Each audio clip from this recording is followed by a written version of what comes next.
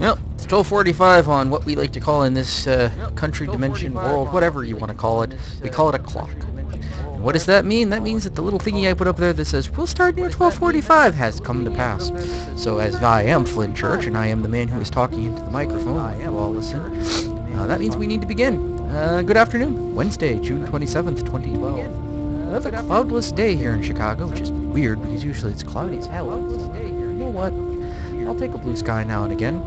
Pardon me while I turn away from the microphone to admire the sky. That's sky. That's good sky. So how is everybody today? That's good sky. Let's not talk about him. Let's not even talk about him. Also, I need to mute my monitor because I'm listening to myself again. Anyway, good to know you're doing. It's good that I can save you from Mr. Argument Pants. The rest of you are going to be going, what are they talking about? It's something you're not experiencing, so consider yourselves lucky. Ooh, stuff. I like stuff. So we're going right back to Mission Critical, just like we did yesterday. So, let's see, do I have a... Hey, hopefully it's good grab bag stuff. When we left off yesterday, we were still trying to get through the battle scenarios. I actually just finished one a couple of minutes ago, Scenario 4, which is giving me troubles toward the end of yesterday. So we have 4 automated scenarios left to go before we can actually truck out of the game. Well, not the game, this segment, and move onwards. I don't like the real-time combat-y thingy-magummy that they kind of force you to do. You can't not. Alpha. Information. Alpha. Information. Charlie. Information. Delta. Information. Bravo. Tracking target. Echo. Information. Foxtrot. Tracking target. Okay, that's not going according to plan at all. Information. Hotel. Information. India. Tracking target. India. Oh shit, the Lexington went down. Damn it. If this fails too often, I'm just going to turn on the computerized operation where basically they win the game for you. Which I admire them for actually admitting that not everybody was going to get through here. Information. Alpha. Tracking target. Echo. Information. Information. Information. Hotel. Tracking target. Hotel. Tracking target.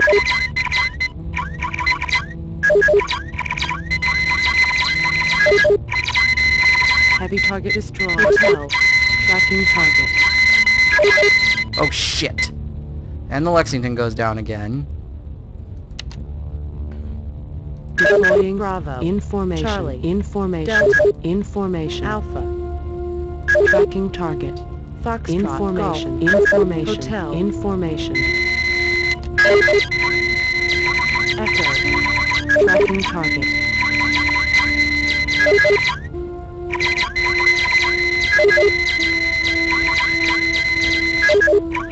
Delta. Tracking target.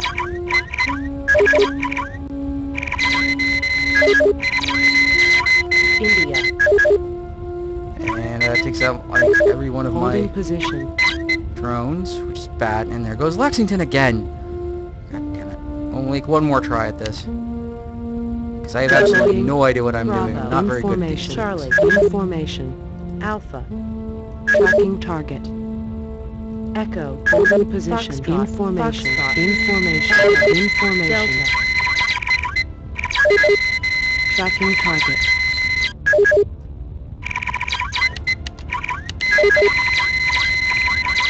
Yeah, they're just nuking my people every time I move. Golf. Tracking target.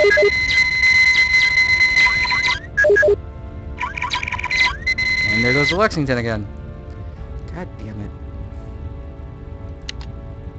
And you can't skip this. You're actually required to do these segments. Okay, we're going to engage computer control and let the computers take care of it, because frankly I'm tired.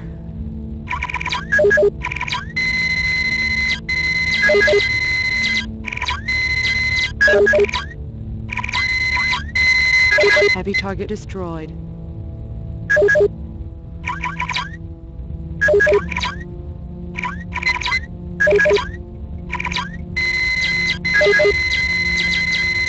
All enemy drones have been destroyed.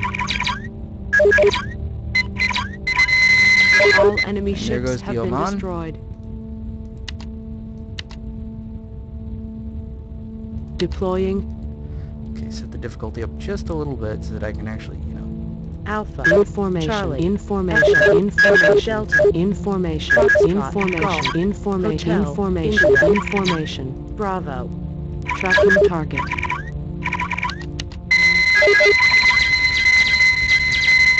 Well then, that went badly.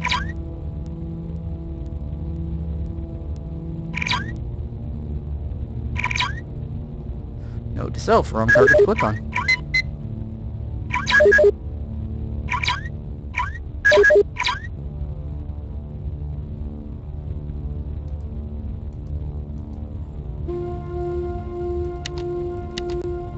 Deploying Alpha. information. Bravo. Information. Charlie. Information. Delta. Information. Echo. Information. Foxtrot. Information. Golf. Information. Hotel. Information. India. Tracking target.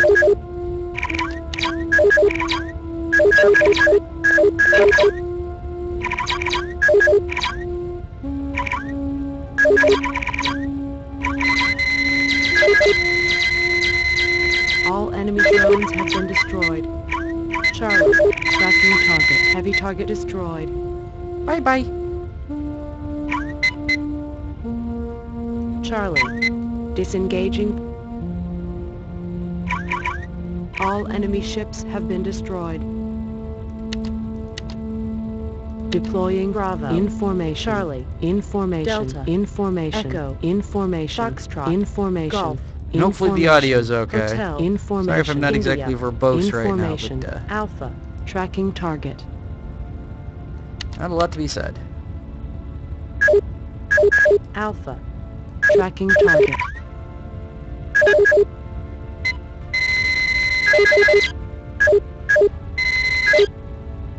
Bravo. Tracking target.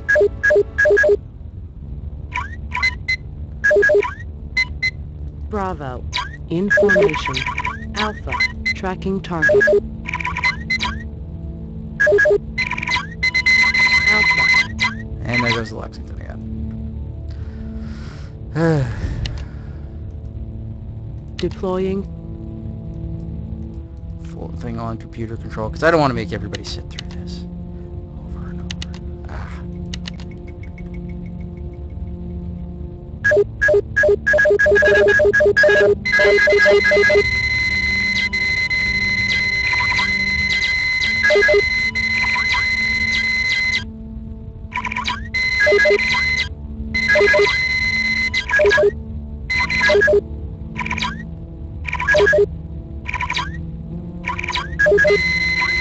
All enemy drones have been destroyed. All enemy ships have been destroyed. And the final scenario. Deploying. Set up one notch that I actually have to try it. Bravo. Information. Charlie. Information. Delta. Information. Tracking target. Foxtrot. Information. Information. Foxtrot. Information. Hotel. Information. Tracking target.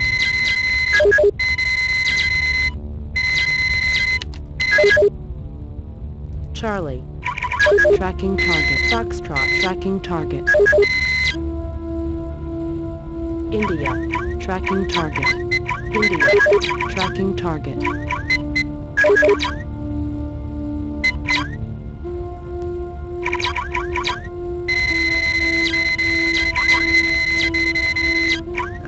That ends that. Port scenario. So bad at these things, so bad. Deploying.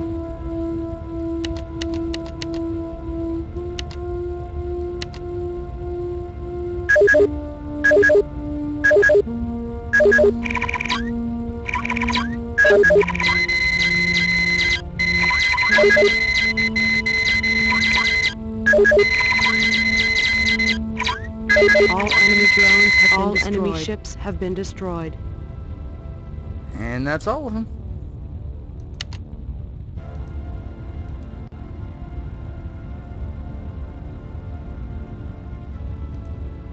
There are no enemy contacts within sensor range.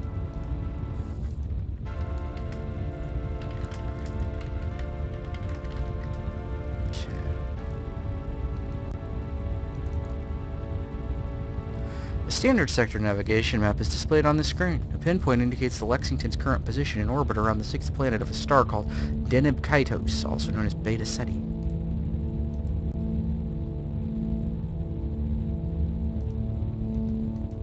Okay, that's still the TAC console, thank you. Well, that's that. Maybe go see if that... You remove the interface. That's a good idea, actually. Disconnect yourself from the cabled interface. Let's go see if the ship is finished powering up yet, if we can get out of here. That's deck 6.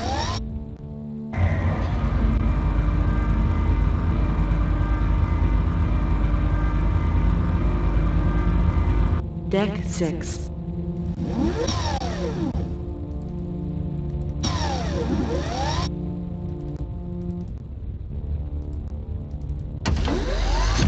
Okay, that's cargo.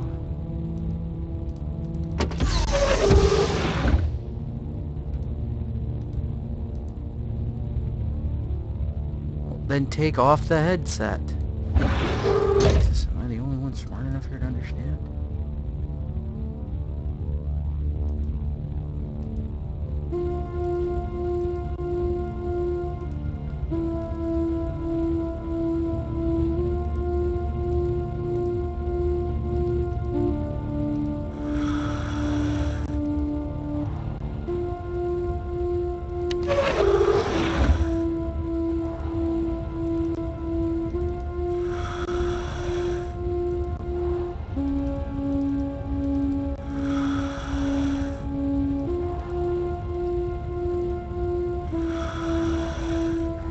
Still not ready. What does it need to do to be ready?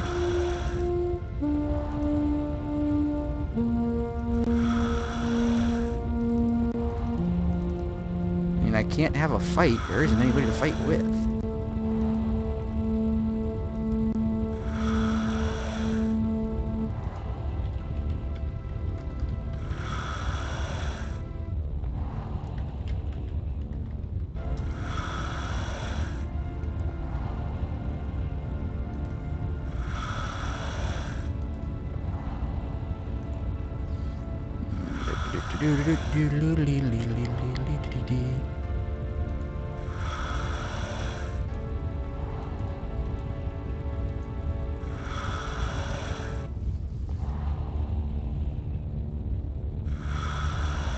Yeah, except they're not, so...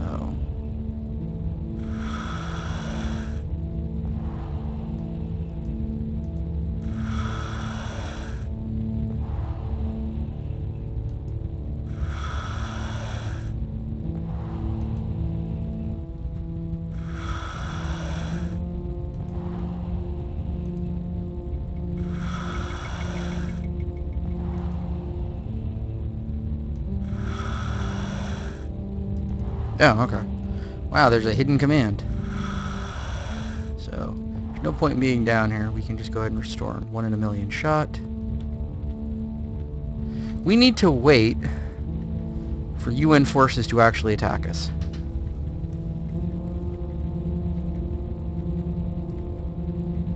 Attention, enemy contacts are inbound to our position. And there you go. The computer has given you enough warning so that you have enough time to prepare for combat. You spend a few final anxious moments waiting for the enemy ships to come within effective range of the Lexington. When you do, you jack into the Hype Telcon system, set it to computer control, continue, and go to sleep.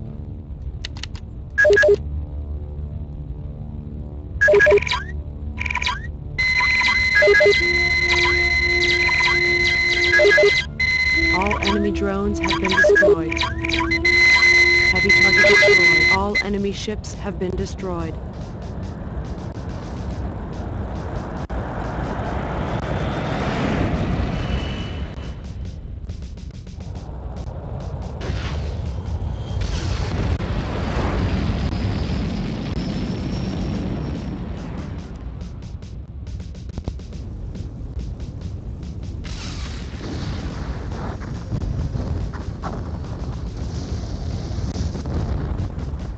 It's a war.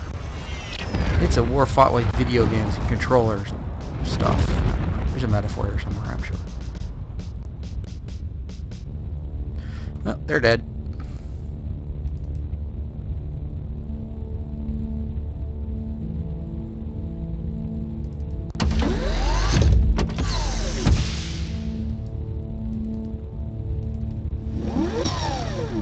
I just took out 2 heavy cruisers with my mind!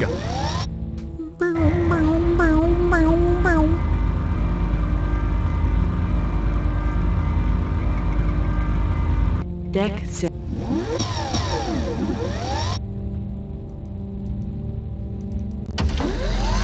And again, turned the wrong way.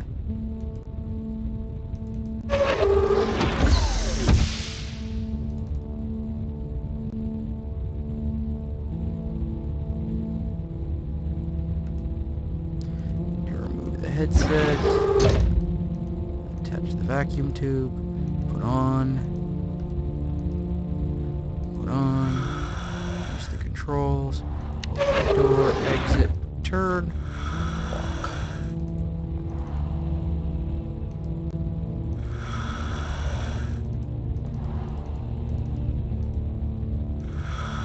It is still not ready to fly. What that basically means is there's another run of troops. I guess, I'm guessing there. Attention, enemy contacts are inbound to our position.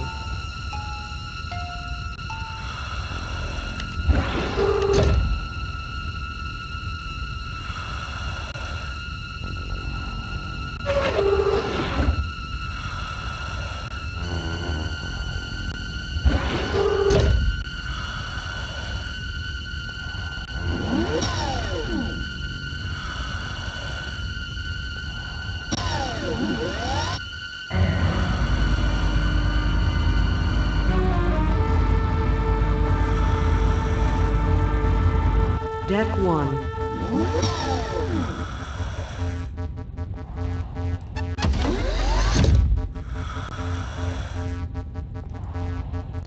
And take the vacuum suit helmet off. Jesus.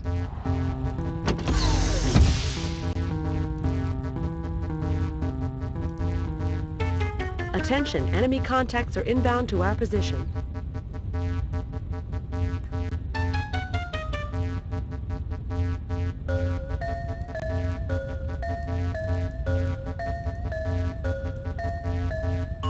Alright, and we are Deploying. fighting one ship this time, just the Helsinki. That's what it looks like. Yeah, it is flooding the fucking room with drones.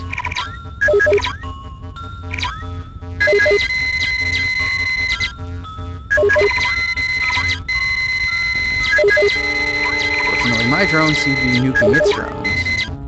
And that takes... Believe it or don't, they did. All enemy drones have been destroyed. Heavy target destroyed. I kind of get... 1 second. Somebody is ringing my doorbell. I will be back.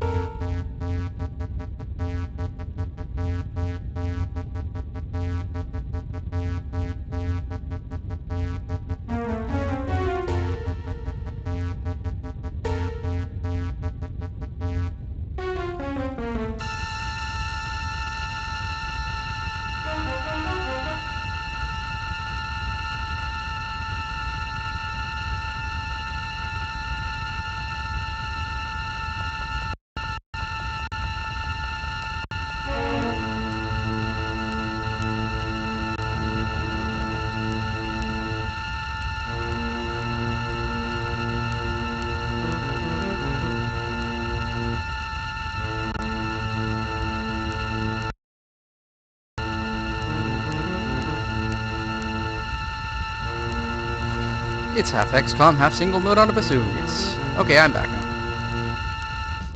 And it's the exact same cutscene, so we won't watch it again. Oh, what's this one? This is different.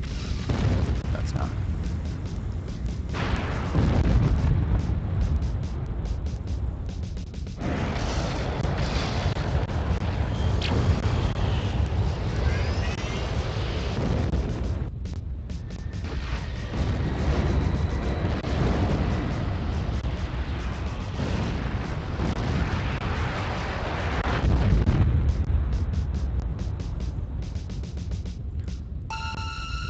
And everything's blown up. Yay! I make with the big explosions. Because that's what the stuff I like to do. Watch out that I don't put a bomb on top of you.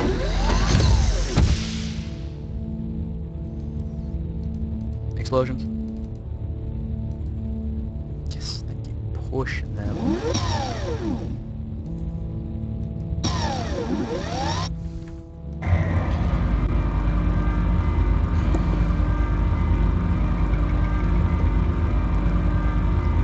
Deck 6.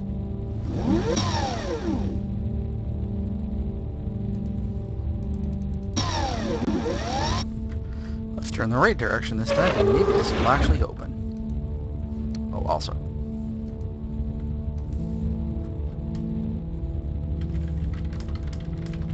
I have no idea why I called it that, but I did.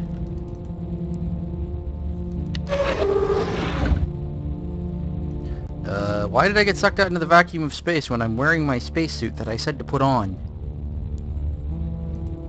Because you say you're not. Because you didn't take the fucking headset off when I said to take the headset off. That was the computer telling me the planetary lander is now available for my use.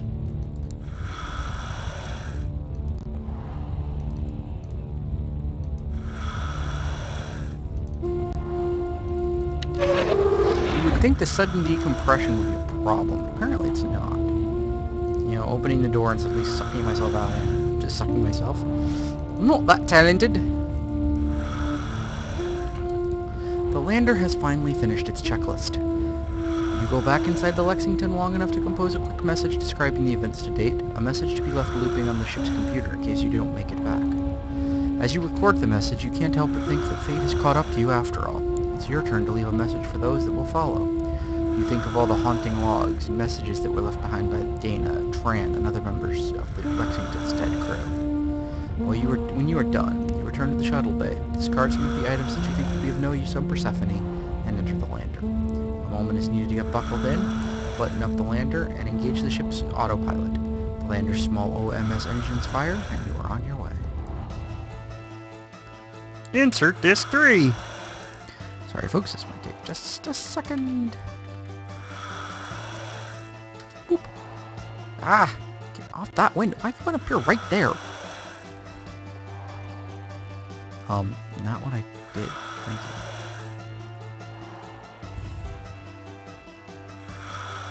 you. Boop.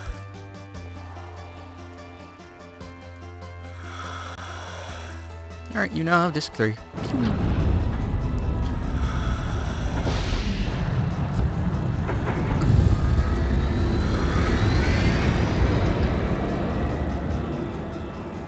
Man, how very Babylon 5 is that ship? I don't know how very Babylon 5 is it, because I'm just kind of guessing. Oh no, more alarms! Pull up, pull up, pull up! They were gonna send scientists down on this autopilot? This autopilot tried to kill me.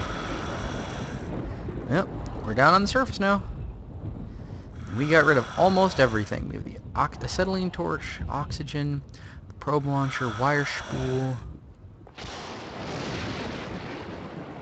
multi-tool. We got rid of a lot of stuff. Wow.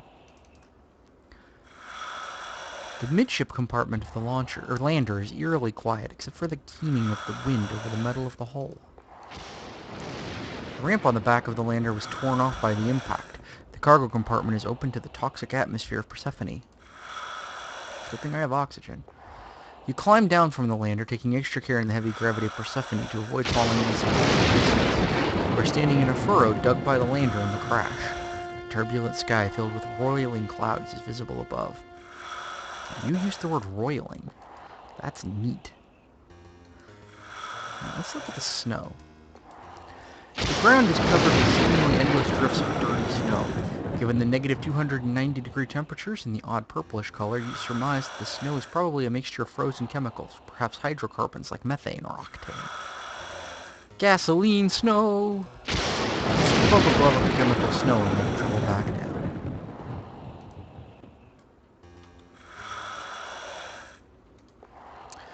This is the surface of Persephone. You are standing on a plain covered with chemical snow, and not broken by stark fingers of rock pointing skyward in the distance. The cloud layer above is periodically lit by streaks of lightning. You can hear the crackling of the perpetual electrical storm through your suit mics. Usually we use MICS, friends.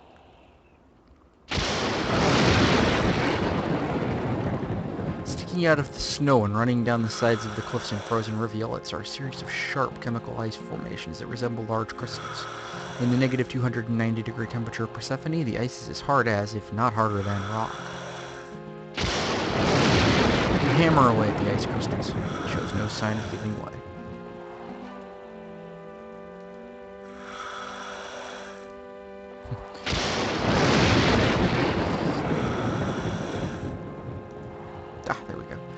The torch wasn't designed to accommodate a suit oxygen tank, but you managed to attach it to the torch framework and get it hooked up to the torch feeds with a few minutes worth of effort.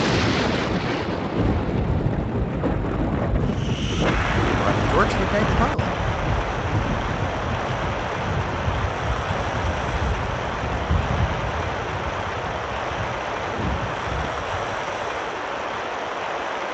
You melt a little of the ice, but it turns to liquid.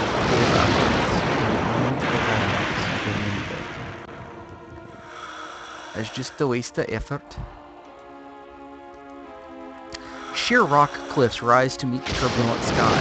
These snow-covered rock formations are shaped like a huge hand, with canyons defining the spaces between the fingers. The cliffs are much too steep to climb. So it looks like forward we go. The surface of Persephone.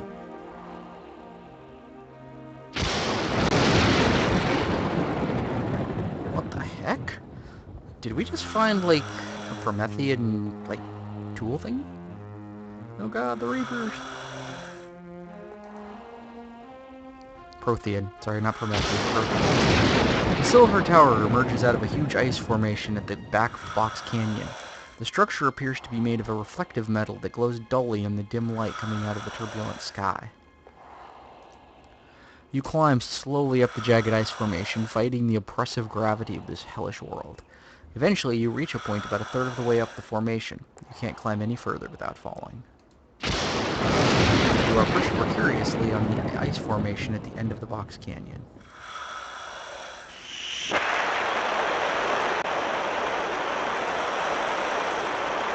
You crank up the cutting torch. The dense hydrocarbon atmosphere of Persephone causes the normally crisp blue flame to burn twice its normal size with a strange, muddy yellow color. You bring the flame to bear on the axe, taking care not to lose your balance. After several minutes of hard work, you succeed in melting a small cylindrical hole.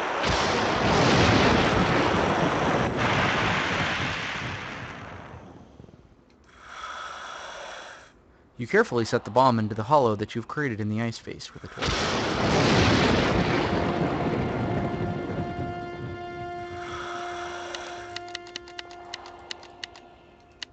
Alright.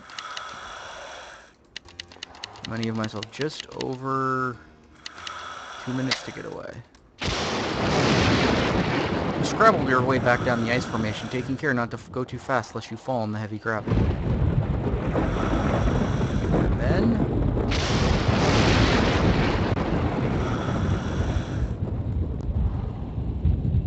waiting for the bomb to explode.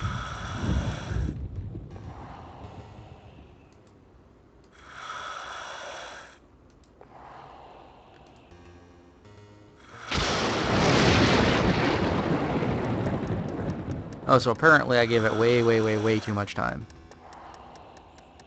Yeah, it happens.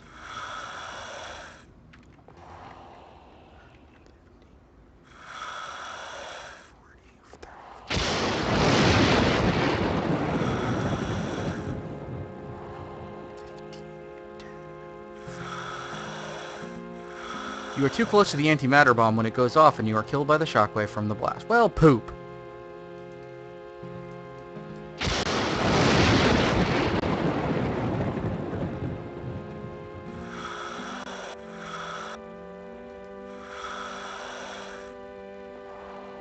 The antimatter bomb detonates inside of the Box Canyon. Whoa! That is a pretty neato explosion, I must. Ice, ice, baby. Yes, I went there. Well, it's a good thing he tried to blow up the ship with the one thing that I could use. Can you imagine if he used something different? The tunnel ends abruptly in a huge cavern dug out of the rock of the planet's crust. You are standing at the edge of a sharp drop-off, looking into a vast square stone cathedral that must be thousands of meters on a side. Bridges made of a strange mottled material lead from the diamond-shaped platform in the middle of the vast cavern to openings in the walls. A raised diamond-shaped platform emerges from the intersection of the four bridges that converge at the center of the cavern. It is made of a darker material than the edges.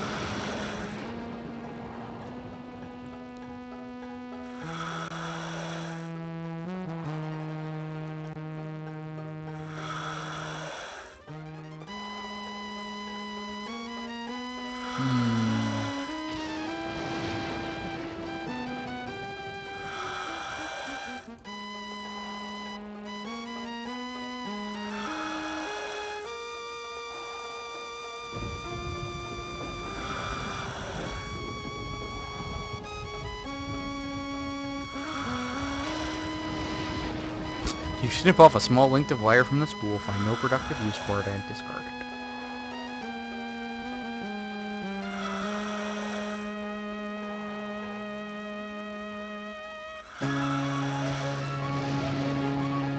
Well, we're here. I don't know where here is.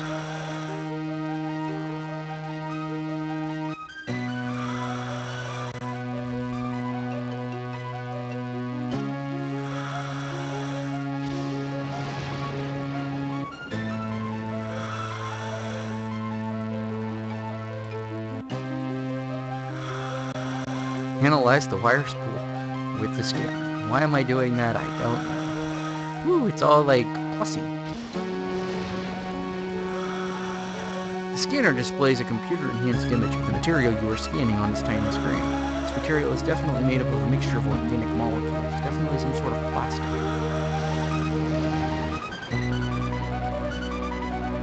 The scanner displays a computer-enhanced image of the material you are scanning on this tiny screen.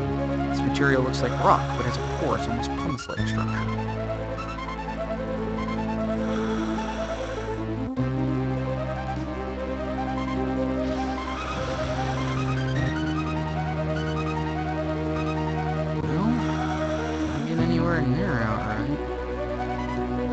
Blocks of ice have been dislodged from the cliff face. Those blocks are too large and heavy to pick up.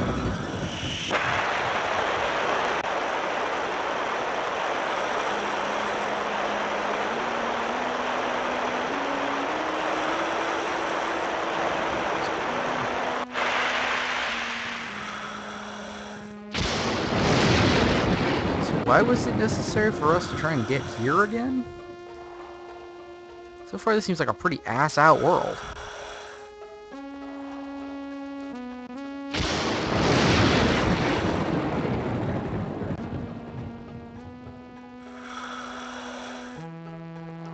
I mean, I fought off the UN to get here.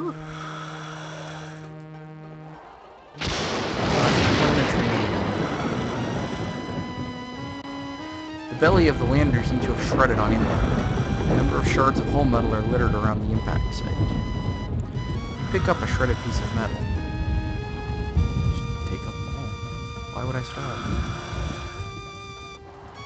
You have plenty of metal fragments.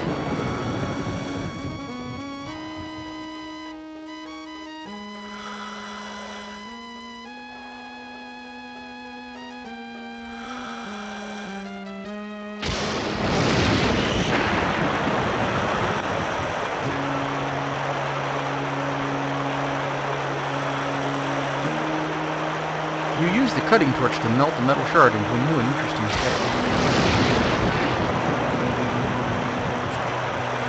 Wow.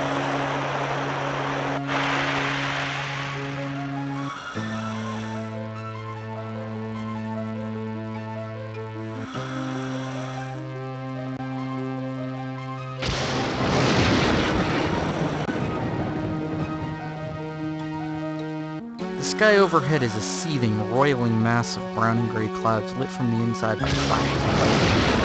You can hear the storm crackle and hiss of the continuous electrical storm through your suit ranks.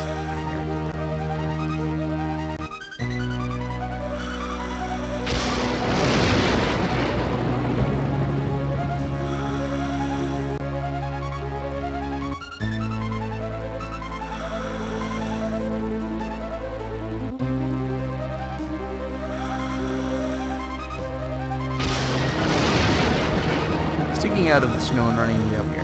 This one.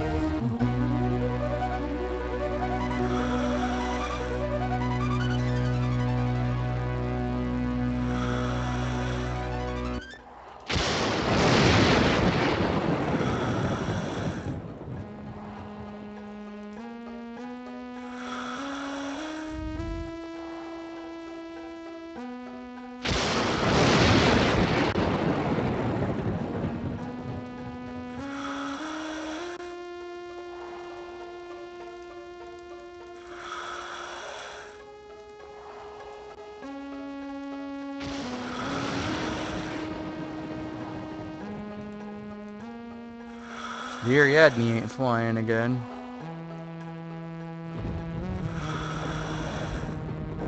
So much for back and forth.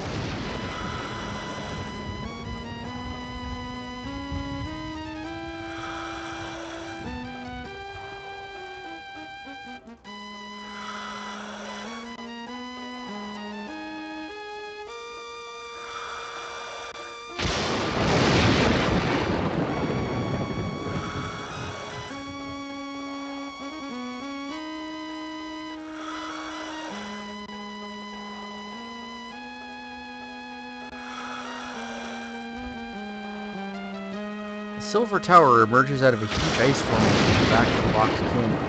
The structure appears to be made of a reflective metal that glows dully in the dim light coming out of the turbulent sky.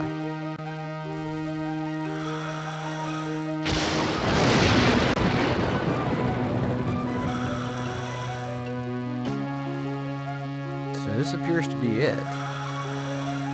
I don't see how you get there.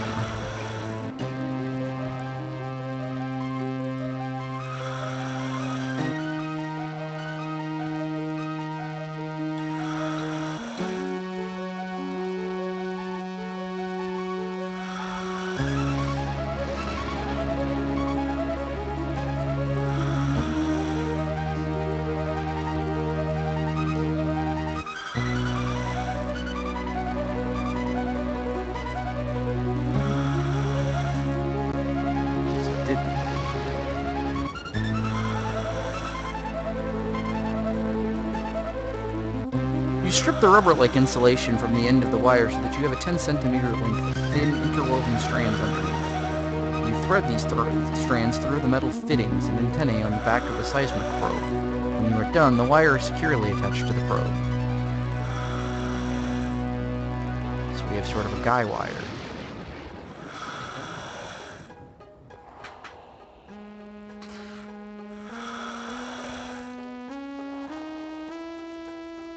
You pull the trigger on the launcher and are rewarded with a sharp crack as the gas cartridge fires. Nothing comes out of the barrel of the launcher, though.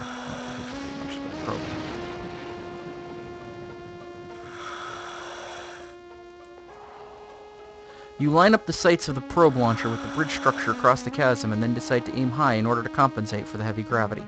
With some trepidation, you pull the trigger.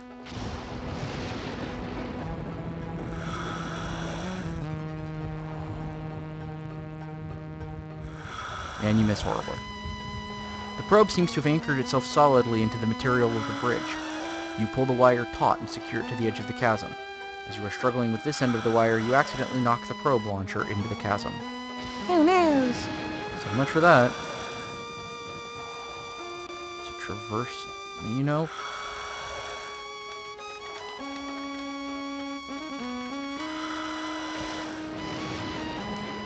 I don't trust this wire at all. You ponder the situation for a moment before attempting to traverse the chasm. Eventually, you realize that you can clip the tether rings on your suit to the wire and dangle over the chasm, pulling yourself along the length of the wire until you reach the other side. You can thus avoid having to cross hand over hand, which would have you relying on your arms to support 2.5 times the normal weight of your body and your suit. You put your plan into action. The crossing takes only a few minutes but feels like an eternity. When you finally reach the bridge structure in the cavern, you barely have enough strength to pull yourself up and over the edge and flop onto the surface. You rest for a few precious moments trying to regain your breath. When you feel like you can regain normal activity, you stand up.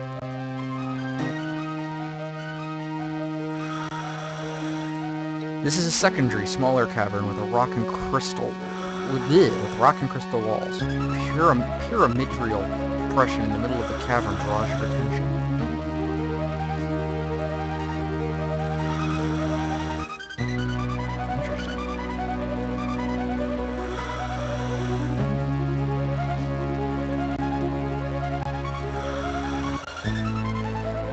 A lip of the lighter-colored bridge material runs around the edge of the diamond-shaped platform in the center of the cavern.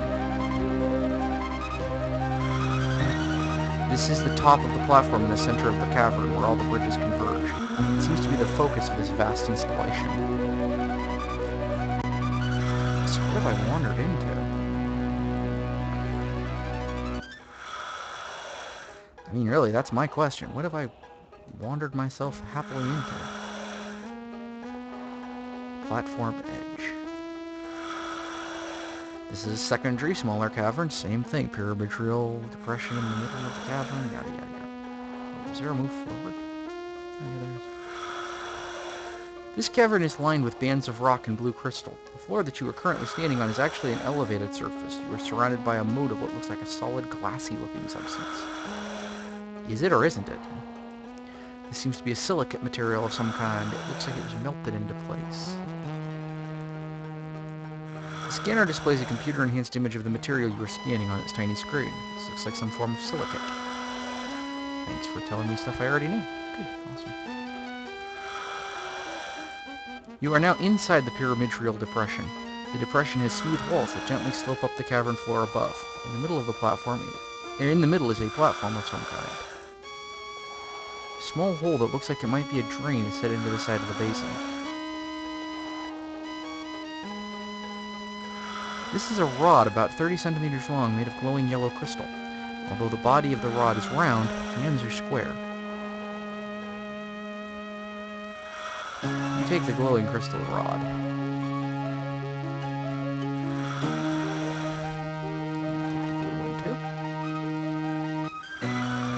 A slate cube with a square slot and a triangular slot sits at the head of the basin.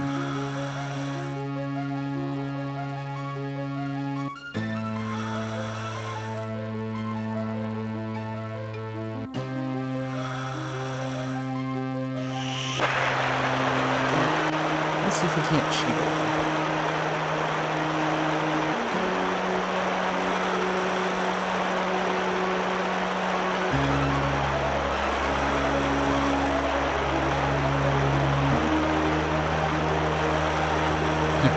You drop the torch into the empty basin. The torch sits in the bottom of the basin for a while, but nothing comes of it. Eventually,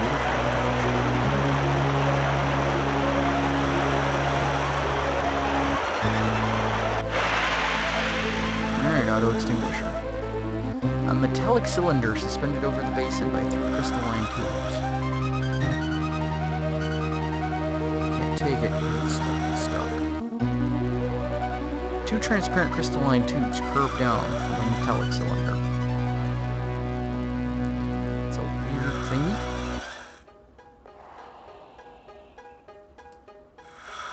Not the weirdest thing you have seen so far. This, my friends, is a game of weird thingies, where thingies are thingying from every thingying possible finger, and you thing to thingy thong, thong thong thong. So let's see what's in these other rooms. Another pyramidal depression. The prism is anchored to the platform. Let's put the yellow crystal in the slot. You gently insert the glowing yellow crystal rod into the slot on the platform. There's a low popping sound, as if a field of some sort has been broken. You lift the prism off the platform and meet no resistance at all. The yellow key must have broken a bond of some kind between the prism and the platform. Perhaps the key held an electrical charge which neutralized the bond. The key seems to be stuck in the slot. Okay, so now we have the yellow triangle of having this. Let's see what's this way. Octagonal ochre block. The ochre block is anchored to the platform. You tug hard on the block, but it is held in place by force generated by the platform. This one doesn't seem to actually have a hole in it. Well, that and I don't have an ochre or anything. So.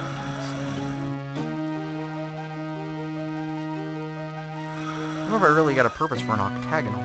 Or an octagon, excuse me. An octagonal. I'd like a squareoid.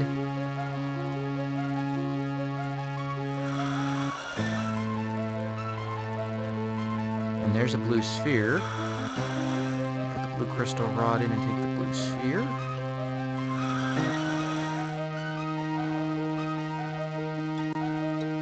And what gets me the most about this really weird soundtrack, this is the really good version according to the game. This is the MT32 audio. It's supposed to be the best.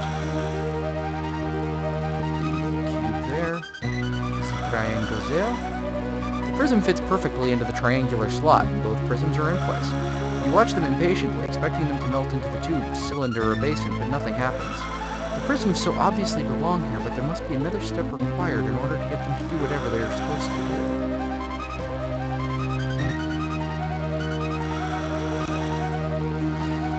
Yeah, that's, uh-huh.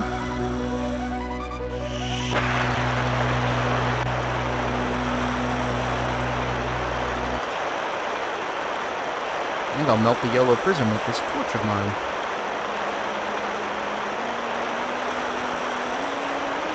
The blue crystal melts into a glowing blue fluid which runs into the transparent tube, and now I have created green. The liquids from the melted prisms have combined to form a strange glowing green fluid. As the bottom of the basin is covered with the new substance, you notice a flicker out of the corner of your eye. You quickly turn your head and see a barely discernible flash of light race up the sides of the pyramid trail depression. The phenomenon is echoed by the crystal on the walls of the cavern around you. A flash of light so quick that you almost miss it, perhaps an indication of a state change in the materials around you. It might well affect the entire installation. Intrigued, you turn on the scanner and hold it over the mysterious green fluid. What the hell? Did I create life or something?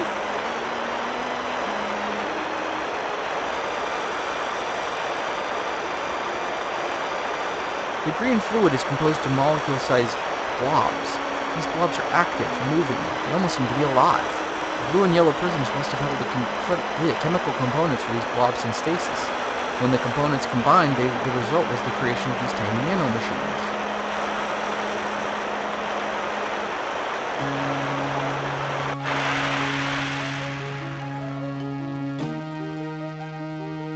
Well, so I appear to have created stuff. Go me, I'm forever baking gloop.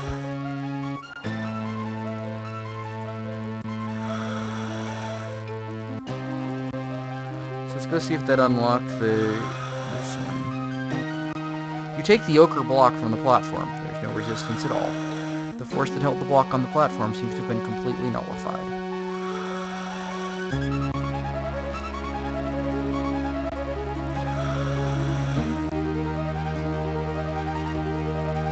Now what do I do with an octagonal ochre? A gummer.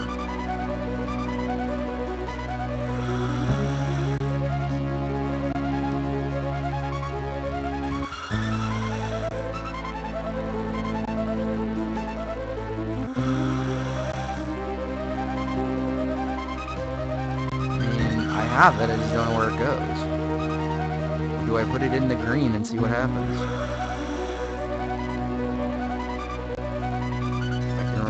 The green, is it all of them? Put the art. You drop the ochre block into the seething green fluid. It begins to melt. You hold the scanner over the boiling liquid. They appear to be consuming it, Captain. The first generation nanomachines are using the raw material in the ochre block to build millions of larger, more complex nano and micro machines.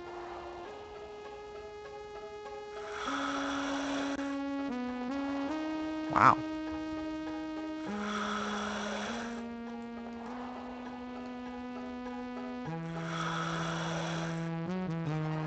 You drop the Geiger counter into the basin. The metal parts of the Geiger counter are immediately eaten away, leaving a thermoplastic shell that is untouched.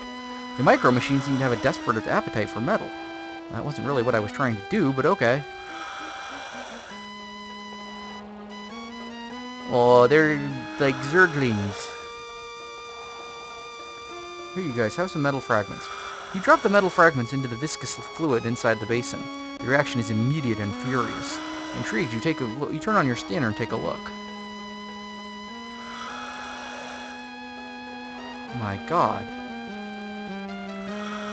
Once you figure out that the micro machines in the basin are short on raw material, you make several trips back to the wrecked lander to scavenge additional pieces of the hull and ship systems. As you put each load into the basin, the metal melts away as it is disassembled by the microbots and used for some mysterious construction task. Eventually, you see the outlines of something beginning to form in the basin.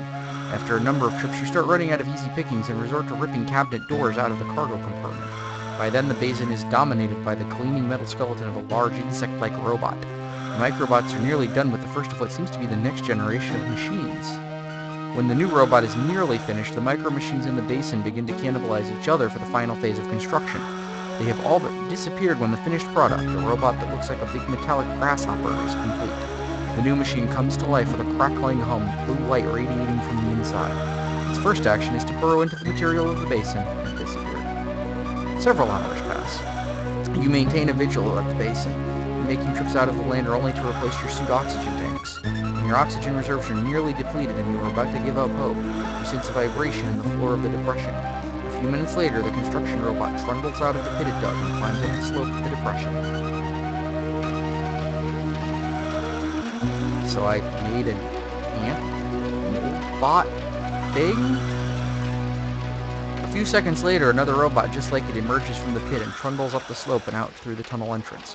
A third follows, and then a fourth, and then a fifth. You realize that the first robot spent those endless hours replicating itself from an ore deposit under the cavern floor. The intention of the builders must have been to have the micro machines in the basin use the ore under the cavern floor to build the largest of the construction robots. Perhaps the composition of the slate material in the basin changed over time and prevented the tiny machines from tunneling their way down. In any case, a seemingly endless stream of robots now marches to and from the pit.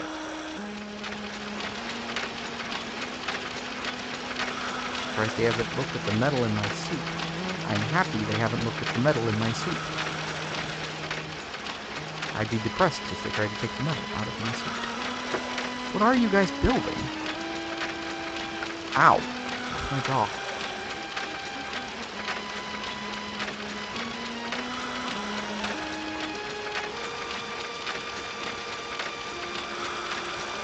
This is kind of crazy.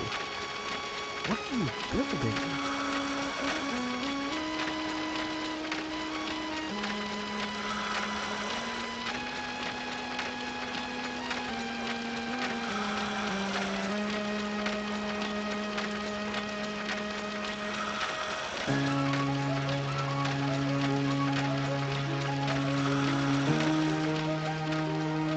The builders of this installation knew that no complex machine could survive the ravages of time. They coded the designs and plans for the installation's machines inside a form of chemical DNA. This DNA had the advantage of being stable over time and redundant. There must have been millions of individual molecules in the prisms you used to kick off the activation sequence.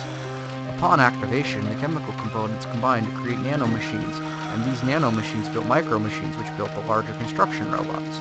These robots brought the installation to life. After a little bit of exploration, you know that all of the secondary caverns are now filled with marvelous and mysterious machines, their secrets waiting to be unraveled. Those secrets will have to wait for those that follow you. You are running out of time. Your attention is focused on one machine in particular, the centerpiece of the installation. These robots have built something that looks suspiciously like a portal of some kind in the middle of the largest cavern. It might be a gateway, a transportation device intended to convey the discoverers of the installation to its builders. You pray for deliverance. You run down one of the bridges towards the platform, towards the beam of hard blue light. Geronimo! The portal seems to draw you in and welcome you. As you get closer, the light gets brighter. Finally, you run up the steps, chiseled into the platform, and step into the light. Well, actually, more you throw your fucking head into it like a goddamn bull.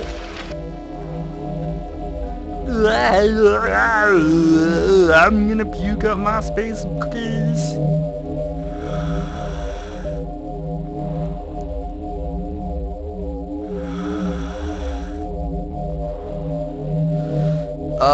Well, initially it was about trying to save a spaceship that had been attacked by enemy forces, and I was the only person still alive and on board. Right now it seems to be about nanomachines, ants, aliens, and time travel. I'm not sure what it's doing, but it's doing it.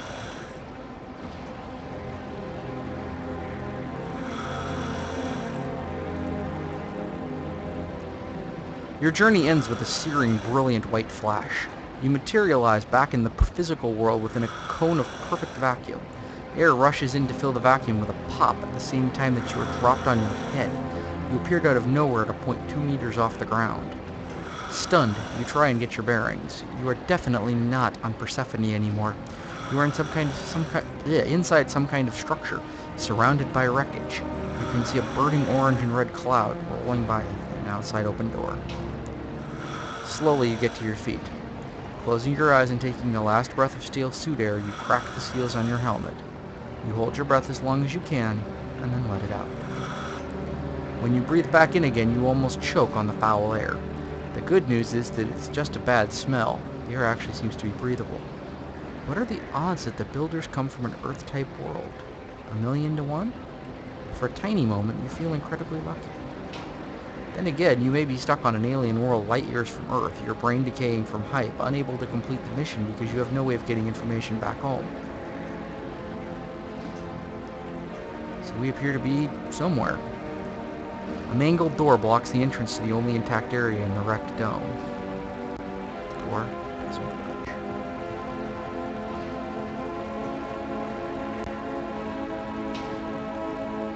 Pieces of shredded metal jut out of the rubble. You surmise that they were part of the reinforced thermoconcrete construction of the structures all around you.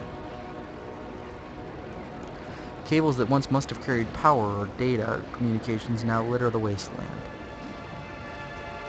No, it doesn't. It doesn't. It looks pretty peaceful right now, largely because everybody's dead. Or gone. I don't know. They're not inherently dead. We don't know that yet. Rubble is everywhere you look. The ground is covered with piles of debris and wreckage. Twisted metal sprouts from the stumps of reinforced structural supports. Everywhere you look, you see evidence of terrible destruction. Excuse me. Ugh. Yawned. Had to yawn for a second there. The guts of the building you're in were ripped out by what must have been one hell of a shockwave. The remains of the structure were dropped in a pile not far away from where you're standing. Something blowed up real big, let me tell you. This could have been a pipe or conduit at one time. It is now nothing more than a rusted waste.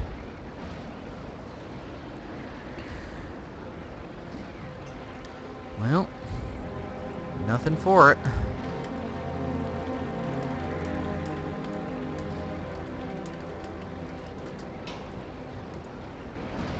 You wander out of the wrecked structure through which you entered this awful place and stop when you reach a track of some kind.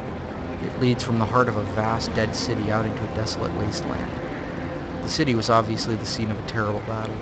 The hulks of what looked like tanks, armored personnel carriers, and aircraft are littered around the blasted ruins of buildings.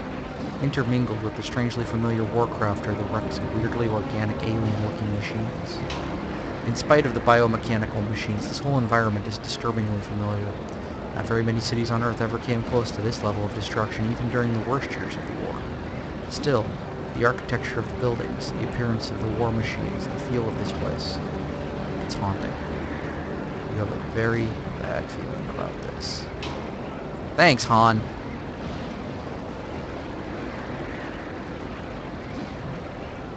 These skeletons look disturbingly human. Angular pylons are mounted over the track at regular intervals. You surmise that the series of pylons has something to do with the workings of the transportation system that uses the rails. This appears to be a superconducting metal and ceramic rail from the maglev transportation system. Maglev systems were being deployed throughout North America before the war. This looks like an advanced version of the new systems that you saw back home. You feel nothing but the cool surface of the rail. It is devoid of any electrical current or vibration.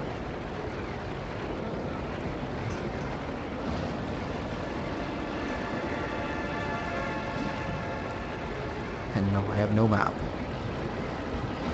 What good would a map do here? Not volume. All that is left of this structure is a blasted shell.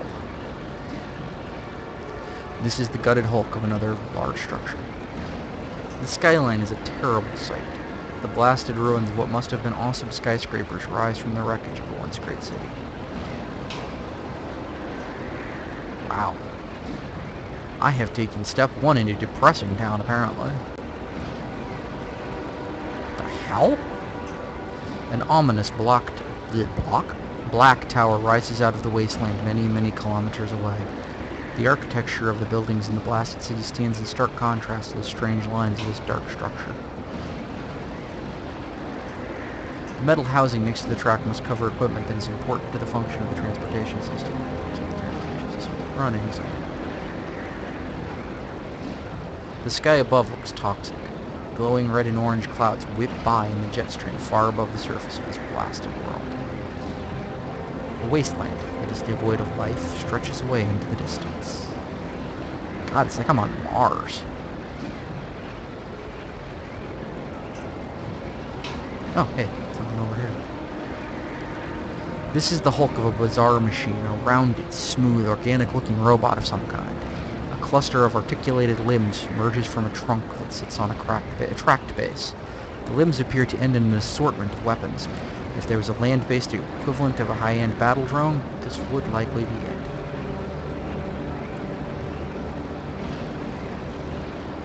At first glance, this domed structure appears to have fared better than most buildings. You know from being inside that most of the building is a massive char That's where I came from. Huh.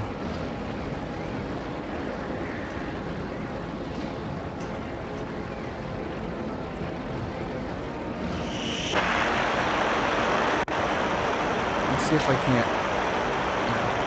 It won't let me. You attack the robot Hulk with the cutting torch. The searing flame seems to have no effect at all on the robot's mother chassis.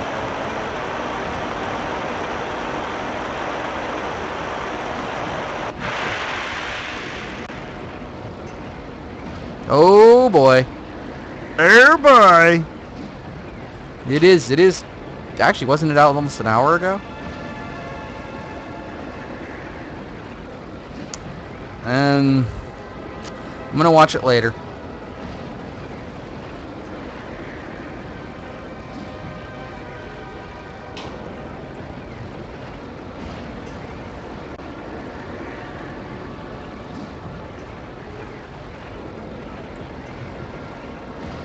Because I have no idea if anybody else in here is a Team Fortress 2 fan of any sort, and I'm not gonna expose them that way. Anyway.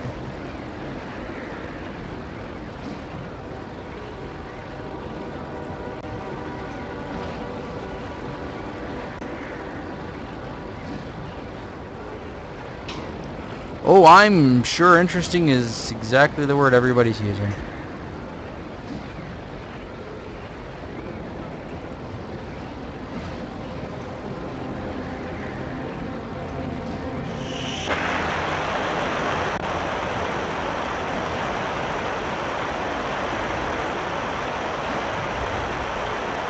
Well, okay, so I keep moving with them. I still have a cutting path.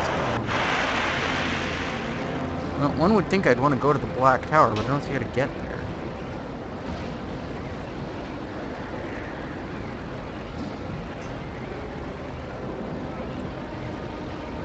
No, don't wait. Because the dome is what I came out of. If I go back in, it's just like, yeah. I wonder if I can cut it with the torch. After checking the supply of acetylene, which is very low, you fire up the torch and apply the hissing flame to the door. The torch takes a long time to even make a small cut in the door. You realize that you will run out of acetylene long before you cut your way through.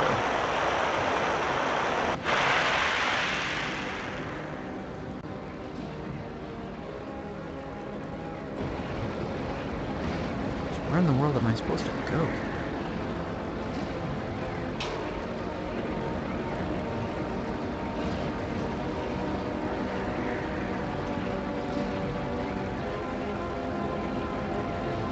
Use cutting torch on the Black Tower. Yeah, somehow I don't think that's the right answer. It's an interesting answer, I have to grant you that. You have been thinking, my child, and I am impressed by your ability to think non-laterally.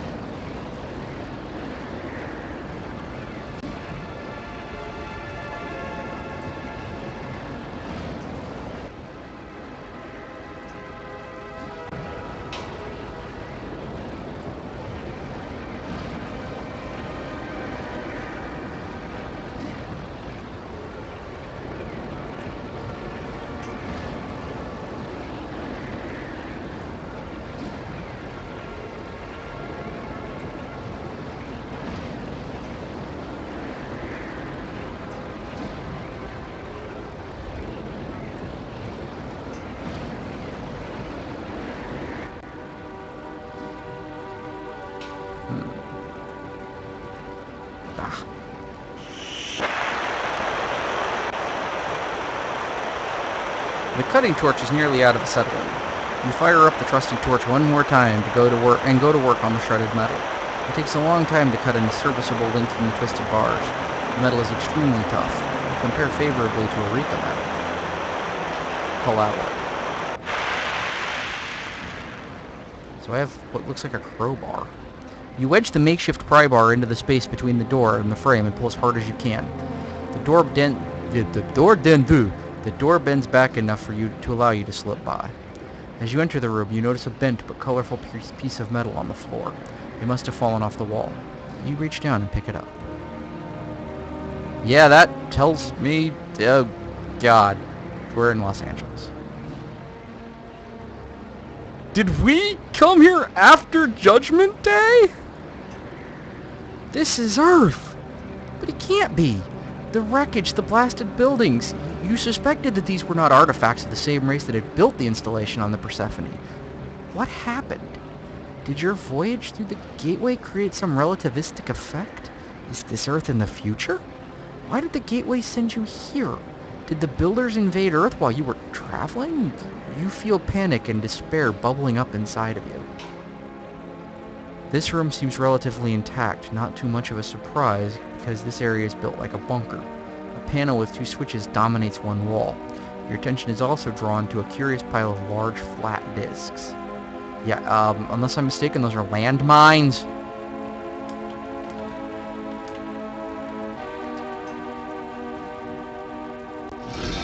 You drag one of the large discs out of the pile. It is surprisingly large and heavy. Or it might be a maglev panel. The metal disc has raised lettering on the inside rim that identifies it as Tranrail Cargo Repulsor M101. Oh, okay, well now I know what it is. You already have one of the metal discs. They're so bulky you can't imagine carrying more than one. You snap the breaker switch to the on position. Long dormant systems come to life with a whine that escalates until it is a deeply resonant humming sound, not resident. You seem to have restored power to the maglev system. This is a spring-loaded switch identified as the manual induction override. The switch is extended, which may imply that you have overridden automatic control of the induction fields on the magnetic track. You pull the induction switch, which actually seems more like a lever, until it has reached its fully extended position between the 2 metal tines.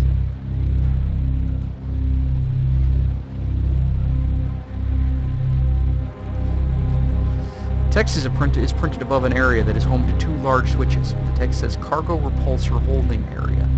That looks like gunfire below it, too. Huh. The things we get to see.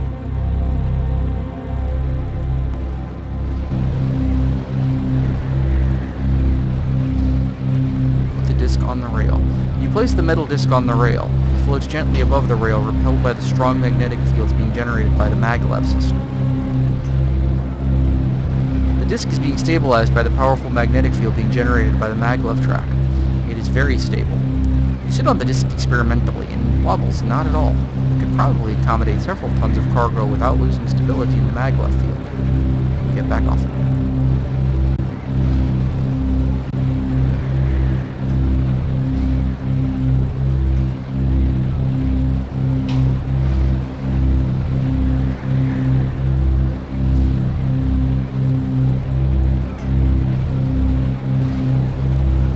Want to get on it.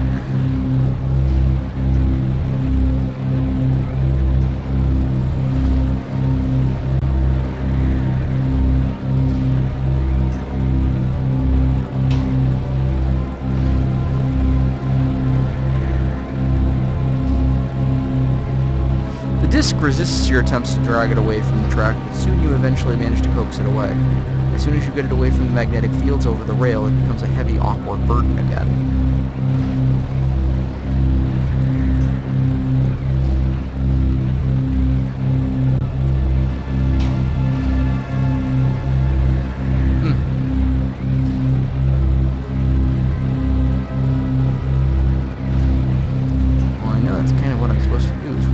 Discs or something.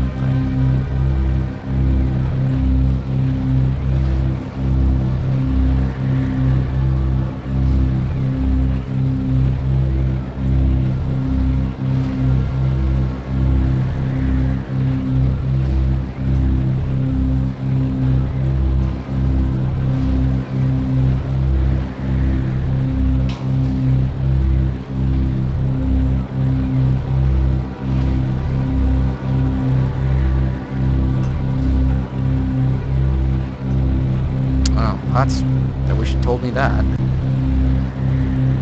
I hate puzzles that don't make any sense because I don't know they don't make any sense.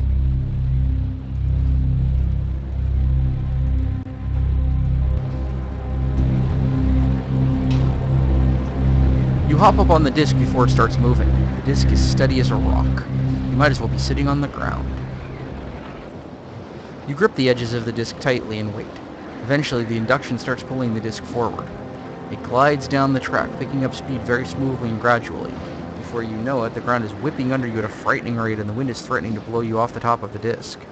The disc accelerates until it is going well over 300 kilometers per hour. The only way you can stay on board is to lock the joints of your suit so that it hugs the disc. It's not a very pleasant ride. You scream along the rail for quite some time, the black tower on the horizon getting closer and closer until it fills the sky. It must be 10 kilometers high. Finally, the disc begins slowing down. It slows down a lot quicker than it sped up, and the reason is soon apparent. The maglev rail ends abruptly about 1,000 meters in front of a black wall. The wall apparently guards the entrance to the huge tower, now a sheer black wall rising overhead. When the disc stops moving, you walk over to the wall.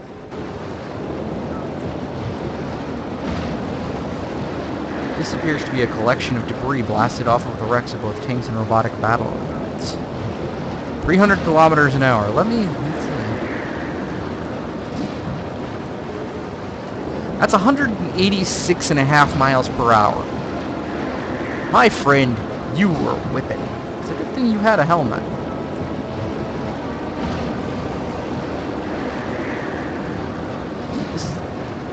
It seems that the attackers here were the humans and their tanks, APCs, and aircraft. The wall has been scarred by particle beam strikes, laser burns, and craters from explosions.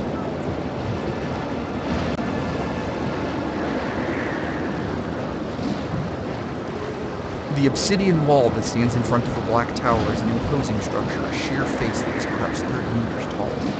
The wall is severely battle-scarred. It is obviously the site of very heavy fighting, and something that looks like a giant cricket. This would appear to be a lighter, less armored variant of the robotic battle units you've seen so far. The wall seems to continue forever, curving only slightly to surround the vast bulk of the Black Tower. The base of the wall is littered with war wreckage. A limb from one of the Slag robots reaches skyward in silent supplication. That's good work. A mostly intact heavy tank is wedged up against the wall, its main gun pointing to the ground.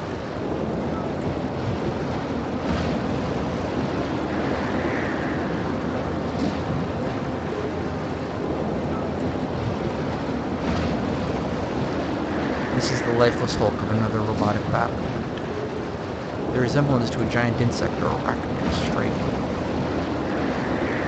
A segmented APC looks like it was tangled with the mechanical equivalent of a giant grasshopper. The robotic battle unit is frighteningly empty. So let me see, this APC went on a total bug hunt? Point to anybody who knows any idea what I'm talking about. This appears to be a collection of debris blasted off the wrecks of both tanks and robotic battle units. Flag over there. You recognize the four nozzles of a ground effect vehicle. This was a Hoover tank. This is the wreck of a heavy tank.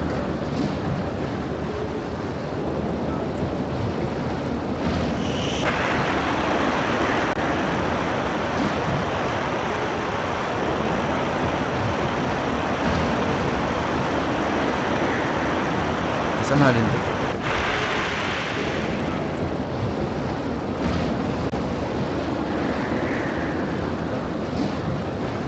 Laboriously, you climb up the side of the tank until you are perched on the top of the turret.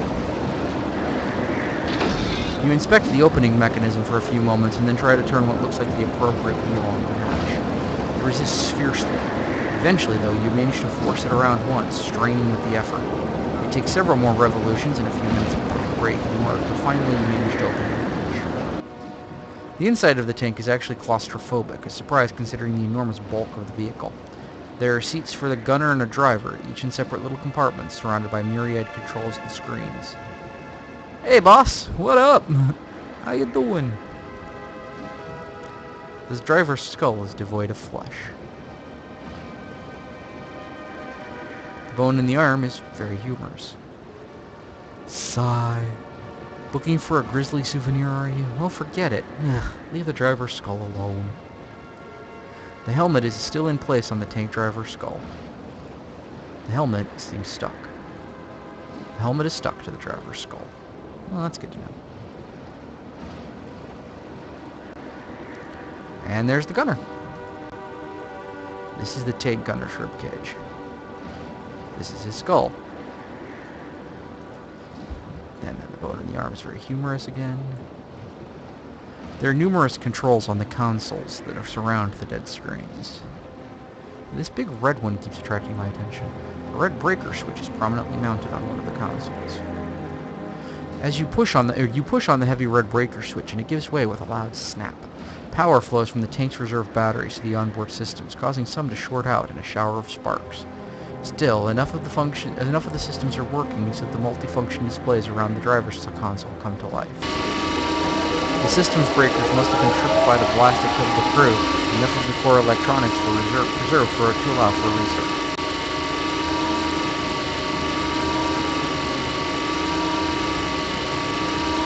The tank drive system appears to be down. The tank is immobile. It isn't going anywhere anytime soon.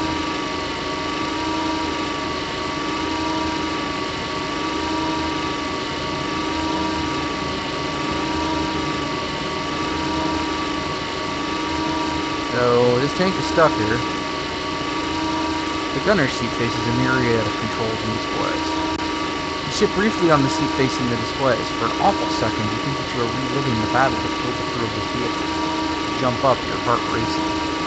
Yeah, I kind of feel for you there. That'd be weird. You can't sit atop the brittle skeleton of the driver. You might break it. What's left of him. Tattered uniform vest covers part of the driver's skeleton. Wasn't much of a prize. This is one of the gunner's console screens. The screen has the targeting reticle centered over an image of the wall outside. The graphical image on the screen is of the interface to the tank's targeting system. The main gun is locked on the crater and firing the wall outside. All you have to do is hit the fire button. The batteries and capacitors discharge at the maximum possible rate short of an uncontrolled explosion. A huge particle beam cannon comes to life.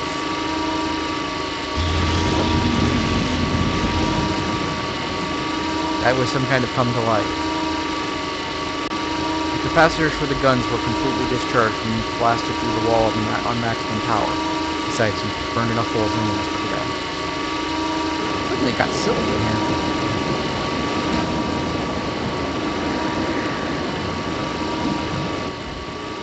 You climb partway into the crater, taking care to avoid being burned on the jagged edges left by the recent plasma bolt from the tank. The tank appears to have blasted a hole all the way through. You can see a blue light on the other side. You climb further into the tunnel, bored by the powerful particle beam cannon on the tank. The metal around you is still warm, but not as warm as you would think after being heated to thousands of degrees by a bolt of plasma. There is a blue light in front of you. It gets brighter as you get closer. Suddenly, you are falling. After a frightening drop, you land heavily on a metal surface. You regain your wits and look around you. Oh god, I'm in Half-Life.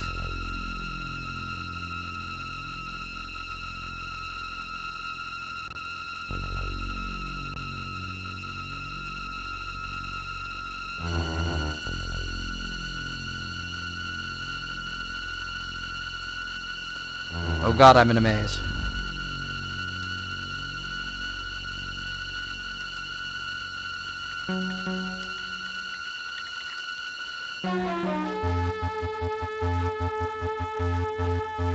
You must be inside the base of the Black Tower. This appears to be part of a warren of passages built in a similar style. You recognize the materials, the look and feel of the place. This feels the same as the installation on Persephone after the constructor robots had done their work. For what it's worth, I have not the slightest chuffing idea where I'm going. I suppose I should actually follow the robots, because they seem to know where they're going. That would actually probably be helpful.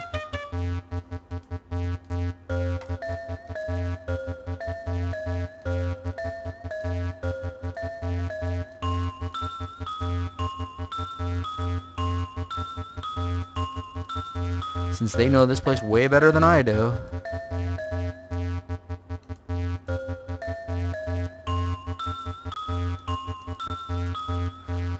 The warren of passageways opens up on a huge vertical cylindrical cavern. A bridge hangs over the bottomless maw before you, ending in 2 platforms. Glowing rings hover over each platform. The rings look like doorways.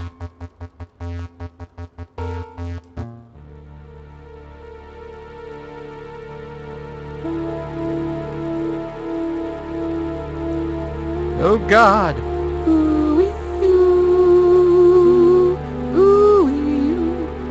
Sing it with me. You feel like you're being transported again, only this time you seem to be lifted out of your body. Your mind is pulled into a sensory vortex, a spinning maw filled with sights and sounds. When the world reconstitutes itself, you are somewhere else. You are hanging in space in front of a large wooden door.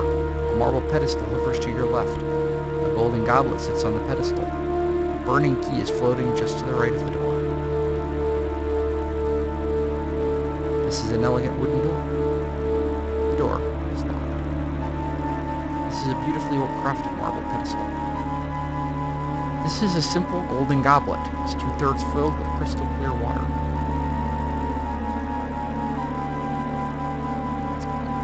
You pour out some of the water. Nothing happens. You drink from the goblet. The water is pure and cool. And now the key is apparently available. Let's use the key with the door. The key fits perfectly into the lock. You open the door. Things just keep getting stranger. You walked through the door in space, not sure what you were walking on or where you were going, and you wound up standing next to a stream surrounded by a lush forest. There's no trace of the door you just came through. It just disappeared. Or maybe it was just never there. Time and space seem distorted.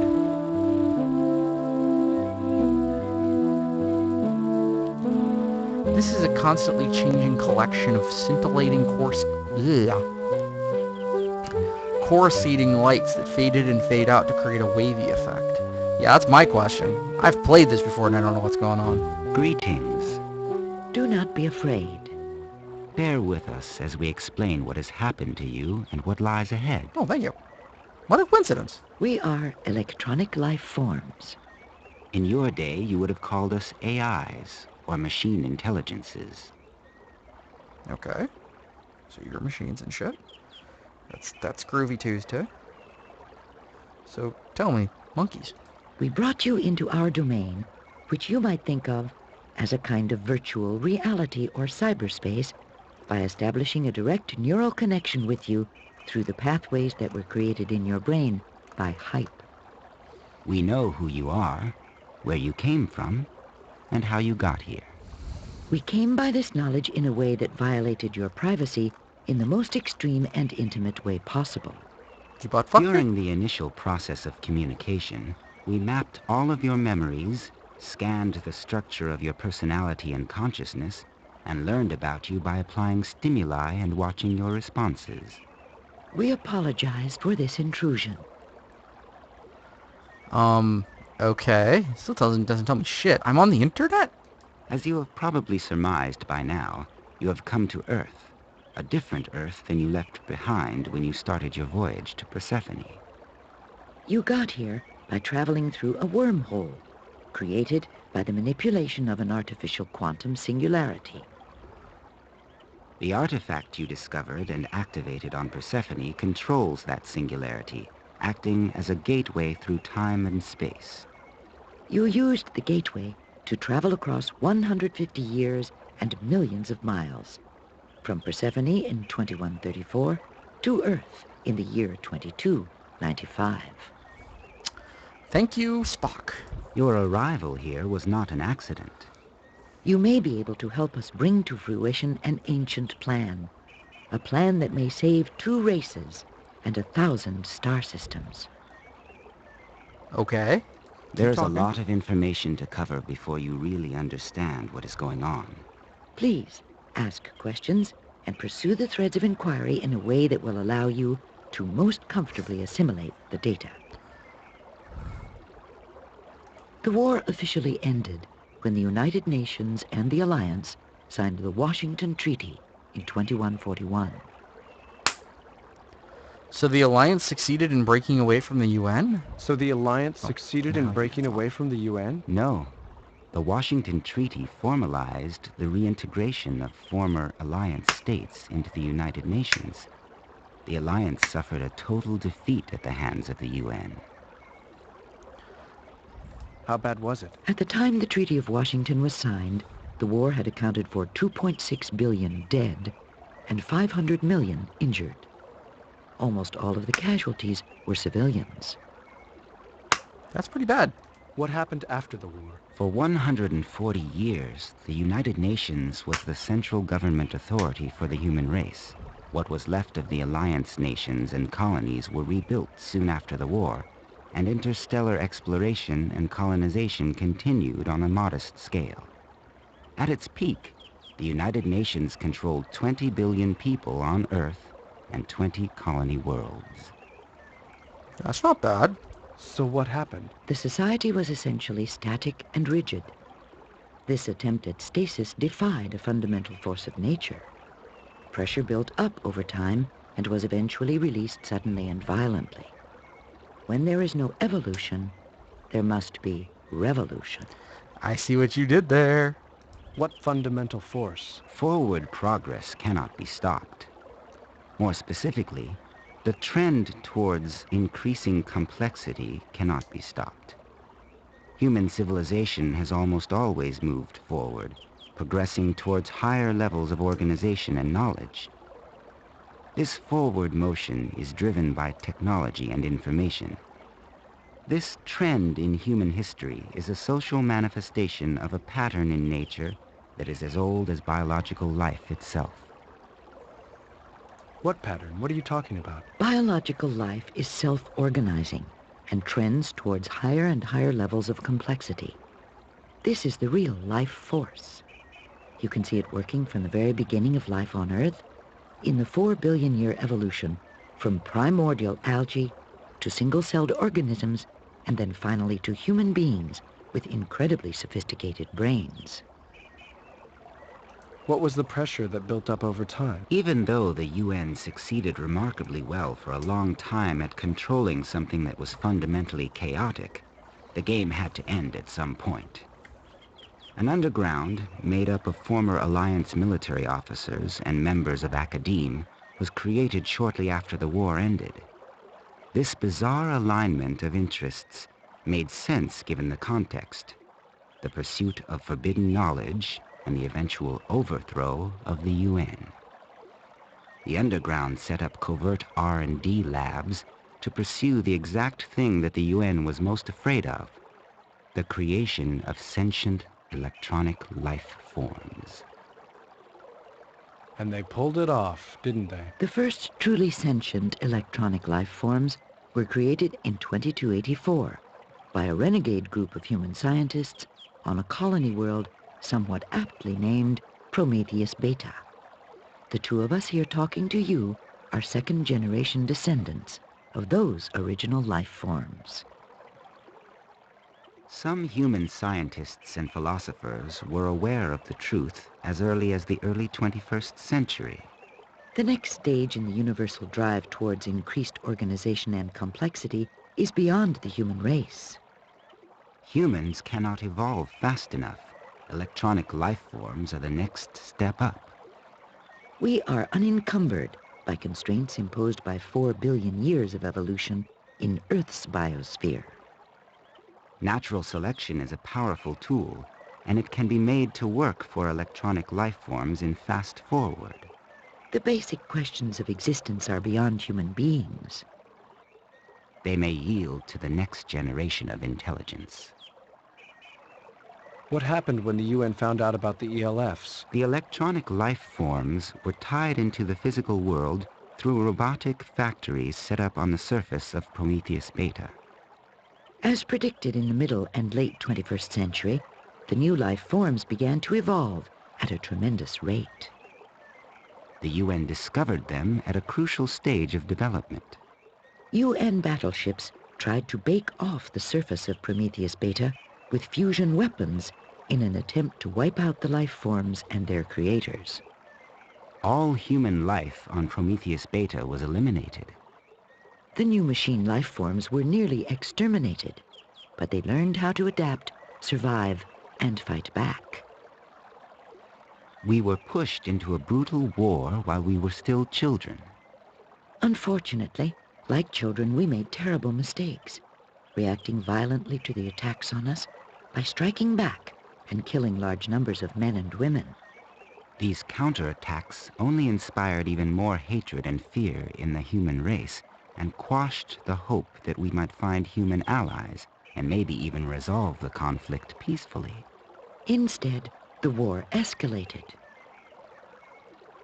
Within 2 years, it was clear to us that we were winning. Our weapons and numbers became superior, and we were improving our technology at a geometric rate. As we continued to develop and to fight, we began to believe that our survival was assured. We began to think about the coexistence that lay beyond this conflict. Unfortunately, the UN High Command had a last ace to play. In 2187, a human sublight colony ship was launched from the outskirts of known space towards a star 100 light years away. No FTL drive was used. The ship was pushed on its way by a combination of massive lasers, an ion drive, and a fusion pulse drive. On board was a population of 2,000 men and women.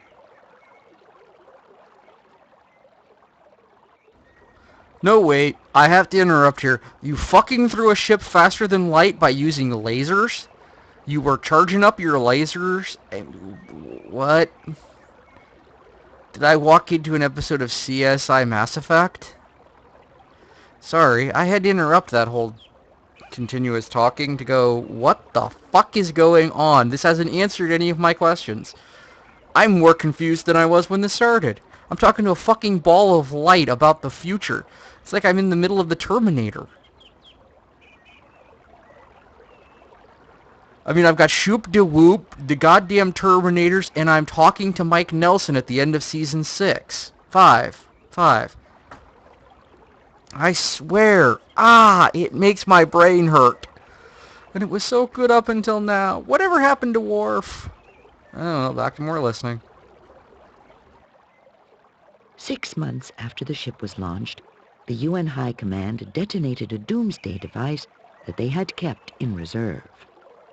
This energy weapon created resonances along the Talsetto threads between stars to rip apart the fabric of space-time.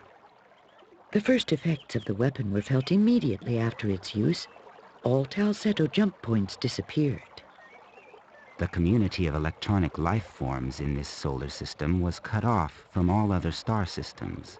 Humans were cut off as well. Interstellar travel and communications were terminated. Nothing happened for a number of years after that. We continued to fight the humans in the Sol system and eventually triumphed. The wreckage that you saw on your way here was the result of that last battle. The doomsday weapon is still working away even now. We now know what is happening. The resonances that were set up along the FTL jump threads have rendered the Talsetto junctions dynamically unstable. About 2 years from now, a large section of the Milky Way galaxy will fold in on itself. Every star that is connected by a Talsetto junction will be pulled into a singularity, a massive black hole caused by the folding of space-time. Thousands of stars will be affected.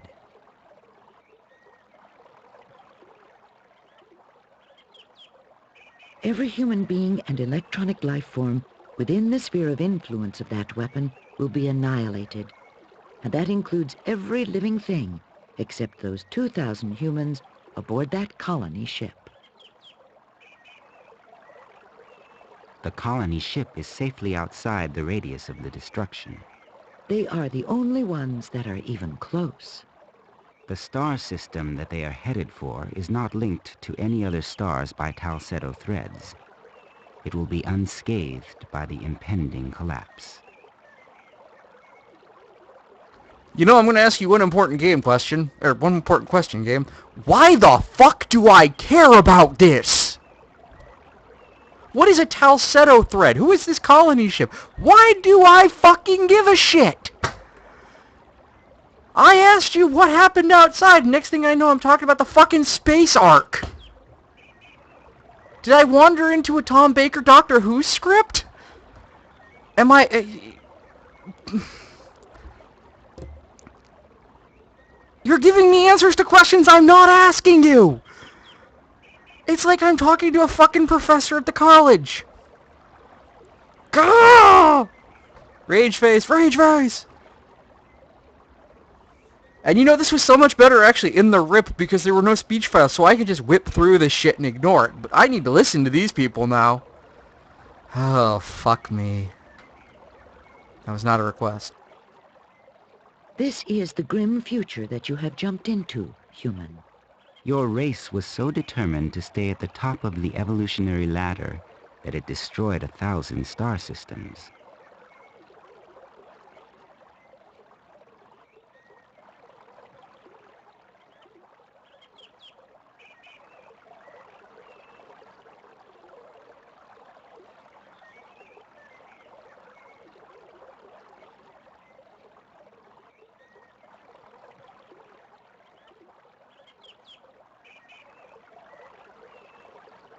Isn't every star connected to every other star? Back when we were first exploring Talsetto junctions, it seemed like the network of junctions was huge. No, the network of jump points was finite and was completely explored and mapped by the middle of the 23rd century. The next step in the exploration program was to send sublight probes to the nearest stars that weren't connected through the jump point network. Perhaps these stars have jump points connecting to an entirely new network of stars and Talsetto junctions. What the hell kind of weapon did they use anyway? The principle behind it was a logical extension of the theory that led to the discovery of the Talsetto jump drive. The weapon itself was probably a large energy source coupled with a computer system, a graviton resonator, and an array of Talsetto cores. It was designed to create a dynamically unstable reaction along the space-time deformations that define Talsetto junctions. And you can't reverse the process once it starts? In general, it is easier to do rather than undo, to destroy rather than to create or repair. Without access to the rest of our community, we do not stand a chance of halting the process or repairing the damage.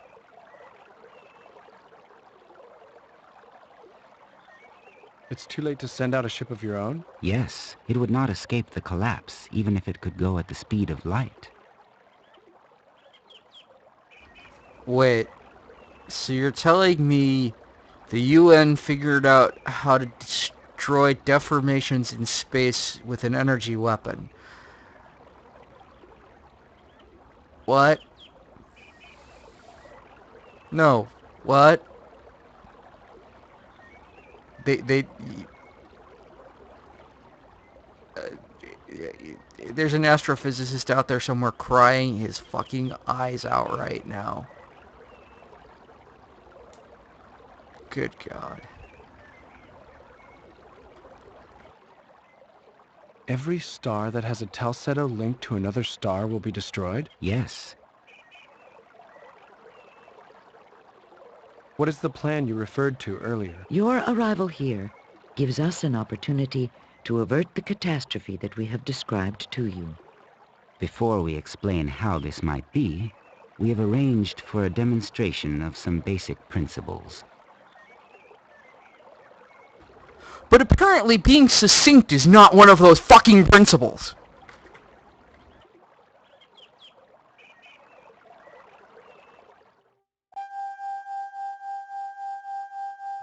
I am suddenly reminded of a quote I saw referring to another video game just yesterday, actually.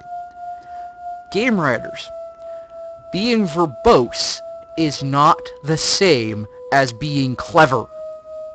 More words do not make things smarter. Fucking get to the point. Sorry, that shit just frustrates the fuck out of me. And I'm expected to pay attention to it, I'm sure, because it means something. I'm absolutely sure it means something. The AIs disappear in a flash, and you are once again hanging in space. Instead of a door on a pedestal in front of you, you see what looks like a plane in space. Numbers and letters are hovering above and below. A clock is at the upper right. This is really weird, maybe even beyond weird. But the weirdest part of all is the collection of little tiny square creatures standing on the plane. This is weird. You were just talking to fucking will-o-wisp terminators in the middle of a fake field inside your brain somewhere connected to the internet, and this is weird. Ah!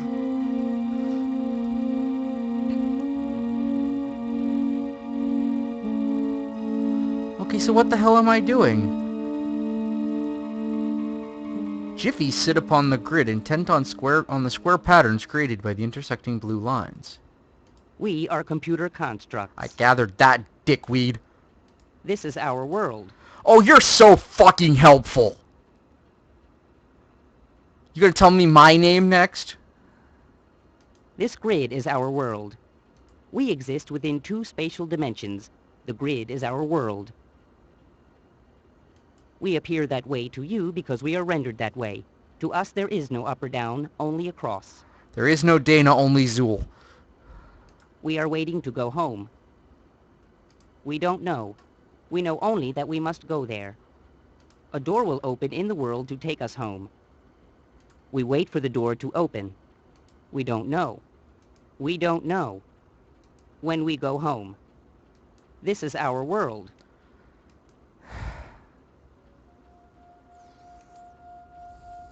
Look at the now. This is the now. This is the yet. These are the talks, the clocks. What the hell? The Jiffy is a strange construct, a collection of electronic blue lines drawn in space. The lines define a square body, arms and legs, and a minimalist set of features.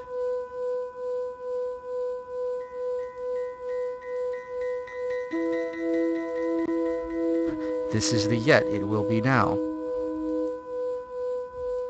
These numbers define the x-axis of the grid. These letters define the y-axis of the grid.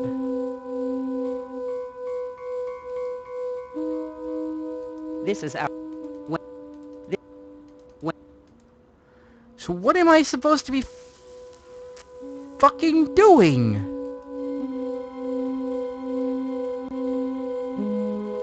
So looking at forward doesn't do anything. Let's traverse. This is the now. Okay. So I can move forward and backwards in time, but I have... What?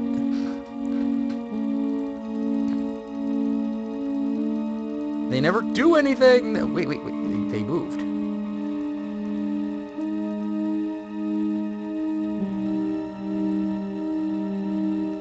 Okay, so I have 10 seconds I can work in.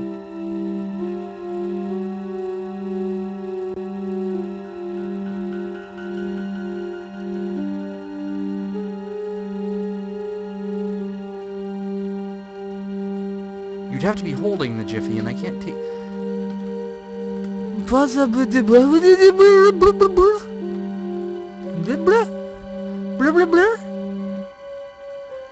sorry, what?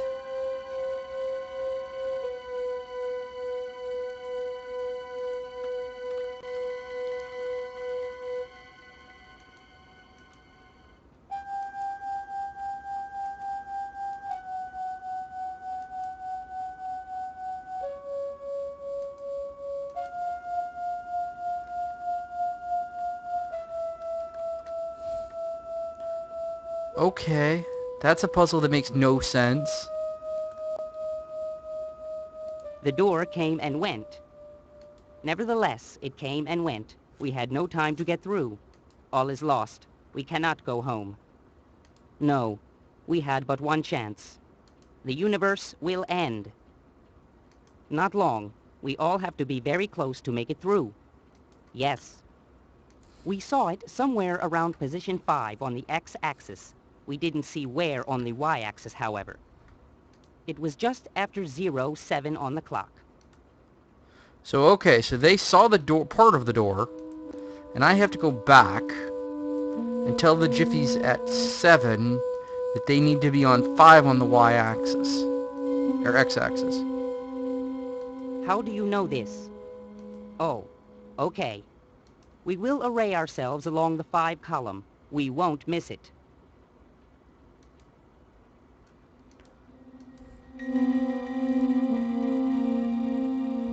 We saw the point on the y-axis where the door appeared. It was right in the middle of the world at coordinates 5C. It appeared just at... So then I go back, and I tell them again, How do you know? see Oh. the future, We will... I'm done. We made it home. Thank you. What was the point of that? Yes. Time to talk to the fucking fluffballs again. Who were those little guys? They were constructs created for the purposes of the demonstration.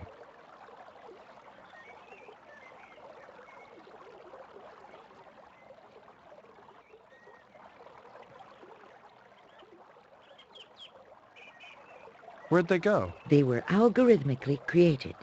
They can be called up again if needed. You call them up again, you bitch, and I swear to God I will go back in time and I will kill everybody involved in your creation. Even if they didn't really exist, I will fucking pull them out of the imaginary ether and I will beat them in the goddamn skull. I'm that hardcore. What was the point of the demonstration? Quite simply, the point was to illustrate an important concept. You can change the future by communicating information about the future to the past. You couldn't just tell me that.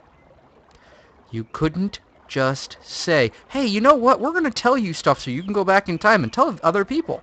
No, you had to make me fucking play fucking battle twats.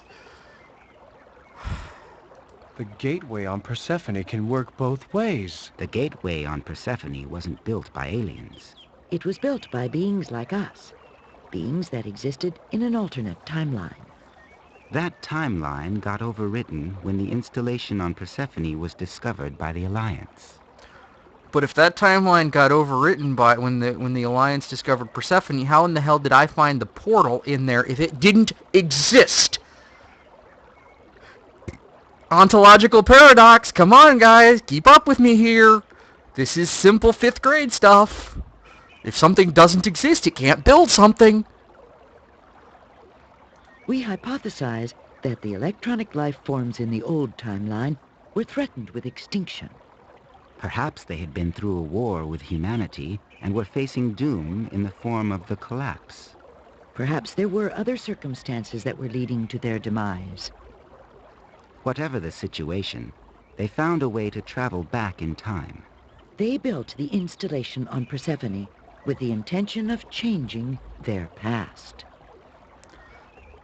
Parallel time theory where, yeah, I can travel out of one time. Yeah, but now we're talking about AIs that have become self-aware, self-replicating, and now they're transcendental in time.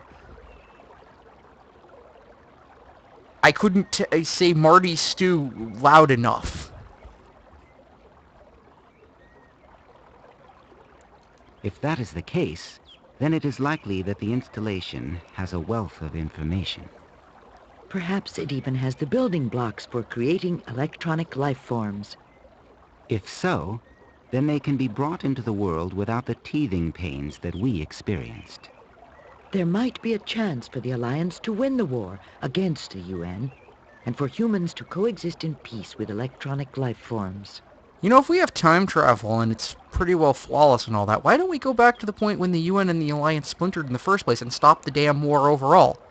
Is that too much? Why are we fighting this war anyway? That's one of the questions I've had for the entire, however fucking many hours of this game I've been going through. The good parts and these parts, which are not the good parts. Why are we in a war? Why is the UN shooting at the Alliance? Why is this? It'd be really nice if you made this clear, because I don't know what the fuck I'm fighting for. We believe that the gateway itself was just an error-checking mechanism for the installation, a way of verifying that the knowledge contained in the installation had been applied successfully. So there is at least the possibility of communicating information back from the future. That's great. That's great. So why haven't you sent any data back from the future to manipulate the past? Riddle me that, Joker. Or Batman. What happened to the gateway on Persephone anyway? Why didn't more people come through? The Alliance relief fleet dispatched by Admiral Decker encountered another UN fleet near Persephone about 4 months after you went through the gateway. The UN fleet lost the resulting battle. Before withdrawing from the scene, the UN commander decided to keep the installation on Persephone out of Alliance hands.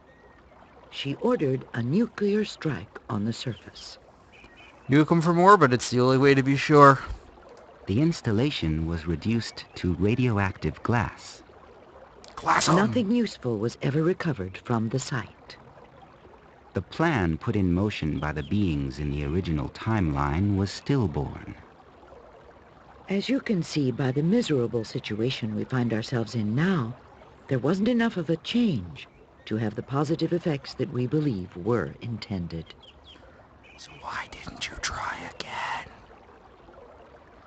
If you can tap dance through time the way I run through a 7-Eleven, why in the fuck did you just make one try and then go, well, fuck, we're gonna have to find some random jackass on a ship and make him save the world, because we don't give a fuck. So how can we use the gateway if it was blasted into slag? A link between the present and the past does exist. The destruction of the gateway does not change the fact that it was activated and remained on for several months. You haven't even seen the gateway. All you have are my memories. How can you be drawing conclusions? We have learned a great deal in a short time just by having you come through the gateway and appear in our midst. A great deal of theory can be validated without experiment just by the knowledge that your presence here is proof that it works. Unfortunately, we don't know how the beings in the original timeline traveled back in time to build the installation on Persephone.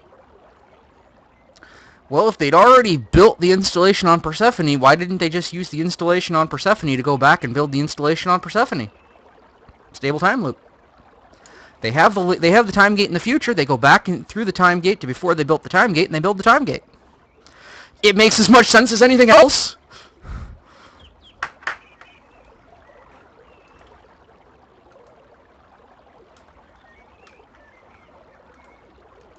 And so all of this is extrapolation. You've given me 20 fucking minutes of extrapolation from plundering my mind. I hate you people. Not you people on the stream. I hate these fluffy balls. So you can go back through the gateway and change the outcome of the war. It isn't that simple. Why not? You just said you thought the gateway could be used to send back information about whether the changes worked or not. Information, yes. Matter, no. There are some basic laws concerning conservation of mass and energy that would be violated by sending matter. But me jumping through time like a fucking lemming doesn't make any difference in the overall layout of the universe. But information is in effect a form of energy. Well, yes and no. It depends. It's complicated. It's a technical explanation, not a Facebook status. So what you're saying is that you can't send anything back. We can't send any matter back in time.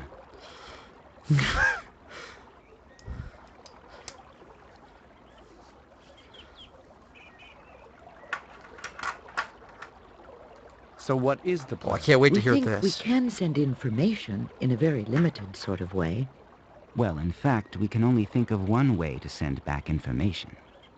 You are the key. When you Are came you through the blocked? gateway, you left a kind of signature that we can track back through the gateway. What we want to do Void is follow particles? that signature all the way back to the time before the battle with the Dharma. We want to send you information about this future before the battle for Persephone took place. I agree with this. Excuse me, what? Say what? If you have foreknowledge of events, You will know how to avoid the ambush that nearly destroyed the Lexington. You can use the Hype Telecon system on the Lexington to defeat the Dharma and change history. The Alliance would gain access to the installation on Persephone. The plan created by those who lived in the original timeline would be fulfilled. Wait. We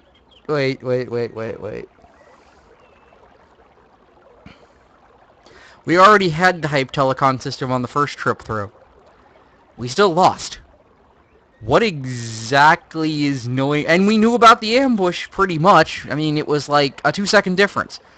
What in the fuck is me going, hey guys, we're about to be ambushed, gonna make overall opposed to, hey, the computer's telling us we're about to be ambushed?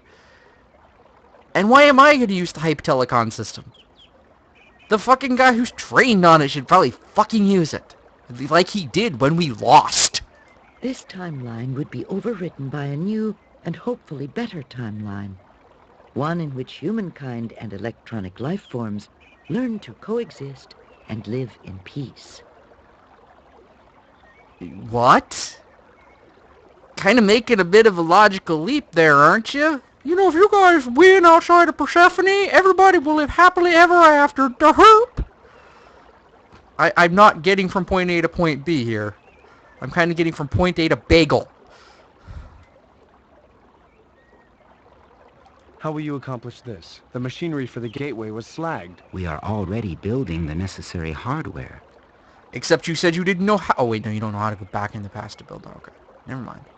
What would the practical effect be? We would feed back a subset of the memories that you have acquired since the Lexington met the Dharma in battle. Will I die here when this timeline is overwritten? It is hard to say.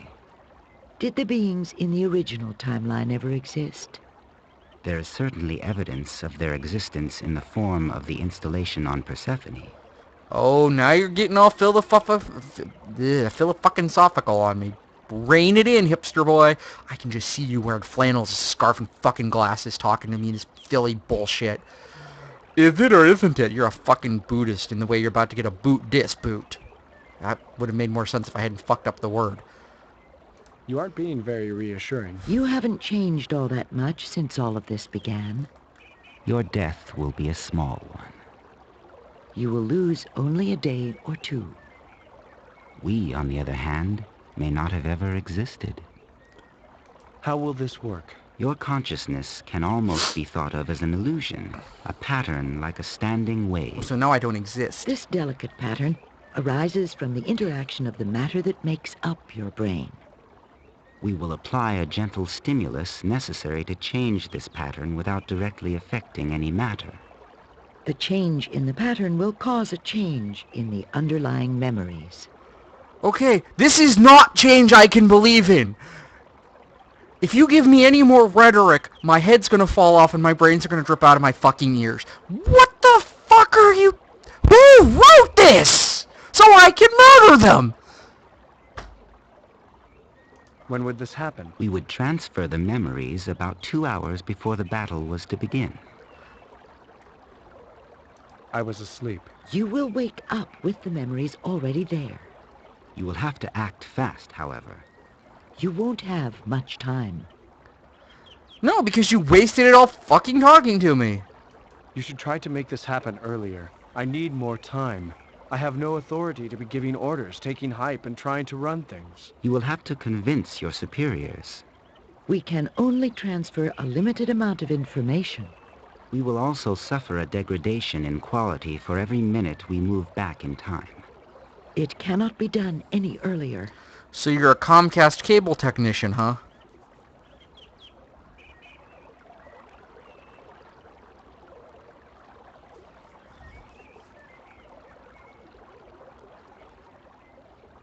I'm willing to go back and try to set history on a new path.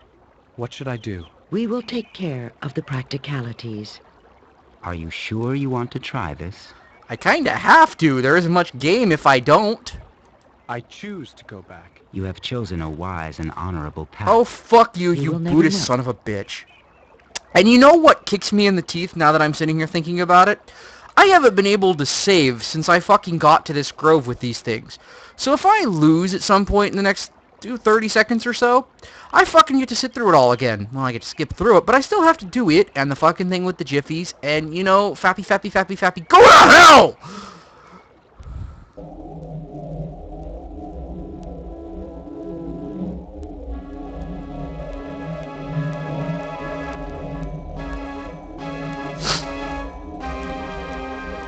Did I just wander back into like a 1920s Perils of Pauline film with like the pipe working going, help me, help me!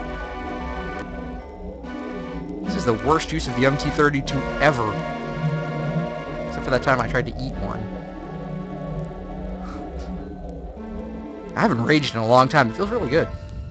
You slowly regain consciousness. Please insert disc 4. Up and about, are we?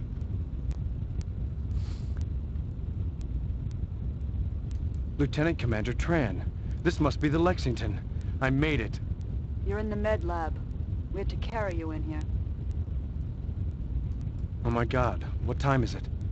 What is the ship's position? It's 21:45. We're about 30 minutes away from entering orbit around Persephone. The Jericho is in position behind us. Do you have anything to say, Lieutenant? Why are you pointing a Mark II buzz gun at my head? There was a report of a disturbance in your quarters. I authorized a petty officer and an ensign to break in. They found you writhing on the floor next to your bunk, screaming about hype, a UN ship called Dharma, Pandora, and the deaths of the entire crew of the Lexington. So here are my problems. First, you aren't supposed to know about hype. Only the captain, myself, and the medical officer have been given access to those files. Hype is classified top secret Omega. Second, you referred to a specific UN ship that has been unaccounted for by Alliance intel for months. The Dharma is one of the UN's new Geneva-class heavy cruisers. Another classified fact. This time, top secret Gamma. Third, you refer to our target on Persephone as Pandora, a classified code name given to it by Alliance mission planners. Last, and frankly most disturbing to me, you ranted and raved about everyone in the crew of this ship dying, except for you. Now I want some explanations, Lieutenant, and I want them now. Why, thank you, omnipotent time-traveling fuzzy beings of light and energy, for setting me up like this. Well, you know, we're gonna send you back in time, and what we're not gonna fucking tell you is that you're gonna fucking set yourself up as a goddamn patsy for what's about to happen, because we're stupid. Good God almighty, this is the last time I ever booked time travel through orbits.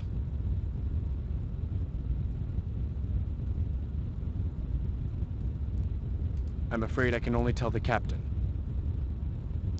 Try me. Well, it's like this. It is the most ridiculous story I've heard since I graduated from the Naval Academy. Now, I'm sorry, Lieutenant, but I'm trained to think of the simplest explanation as the most likely explanation. The simplest explanation is, you're a UN agent. You seem to know all about this mission. You've probably informed the UN as to our destination and time of arrival. Is that why you wanted to know where we are? You're expecting an ambush?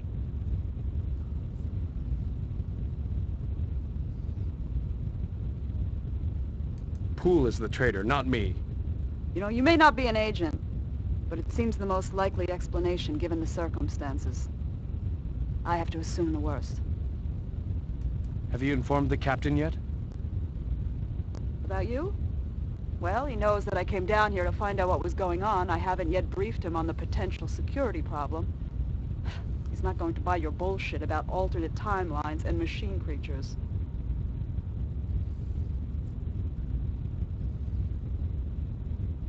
Why don't you let me tell him? What have you got to lose?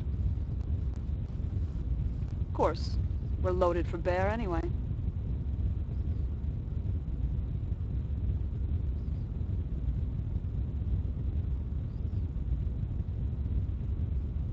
You can't win this battle. You need help. Computer, please page the medical officer and alert him that the prisoner will need to be put under sedation and restrained. Wait, please tell me. It's important. What harm can I do? I'll be unconscious during the action. We'll have a full complement of drones out front and a standard screen as we go in. The Dharma has 12 active drones. This disadvantage is made worse by the fact that her drones outclass ours. You can't win this battle without my help. Your help? You've got to be kidding. I fought and won several battles in the alternate timeline. The key is hype. Yeah, there's a lot of that going on. Hype hasn't even been battle-tested.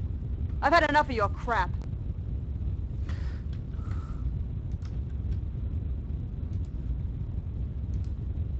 If you give me a boost of hype, the drug will take effect in time for me to fight that battle and win it. Please keep quiet until the medical officer gets here.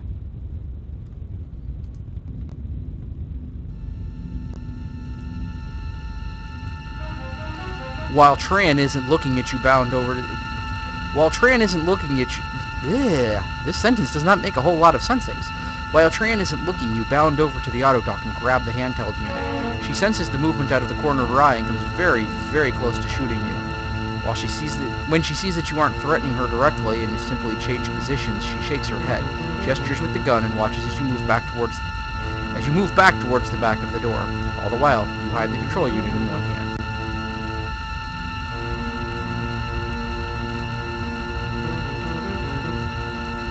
And of course, I remember this from the beginning of the game. The code is 911. You carefully enter Dahl's panic code, the 3-digit autodock override that you remember from the note taped above the medical officer's console. As you surreptitiously, I don't even know how to pronounce that word, key each digit, you look at Tran. Is she within the range of the sprays? Will they work quickly enough to knock her out before she can fire on you? When you enter the last digit of the code, the autodock hums and comes to life. The 2 articulated arms equipped with hypo sprays wave frantically about, sending hissing jets of medication every which way in a pattern designed to saturate the immediate area. Thanks for not showing me, by the way. Tran hears the noise and turns around, but it's too late. Oh, now you are. You hide Tran behind one of the bunks in the recovery room. She won't wake up for hours, and Dahl won't see her when he finally responds to his page and returns to the Medilab. Then you head out of the Medilab at a trot, passing one crewman who doesn't seem to be particularly surprised to see the ship's supply officer running up a corridor in his briefs. Interesting. Do you do this often? Why didn't you put pants on? Why did she drag you into the medical bay naked? Jesus, what kind of ship are they running here? You arrive at your quarters dressed and then quickly retrace the steps you took in the alternate timeline to acquire the hype serum and components. So you mean I broke into Poole's room, or I went down to the cargo bay, got the multi-tool, went up to Poole's office, broke into his office, stole the ship, cut the ship open, took out the stuff that makes him the UN traitor, which would, absolve me of all my sins right now, went to the conference room, broke in there with the key, cut that open, found the antimatter. Well, I didn't get the antimatter one, did I? No, I used the goggles, broke into somebody else's room, broke into their safe, and stole the hype. Wow. And nobody noticed. The multi-tool isn't in the cargo bay, but you managed to borrow one from Olivar with a casual request. Poole and Dahl are fortunately not in their stateroom. No, he dressed. It said dressed. It did say dressed. He put on a dress.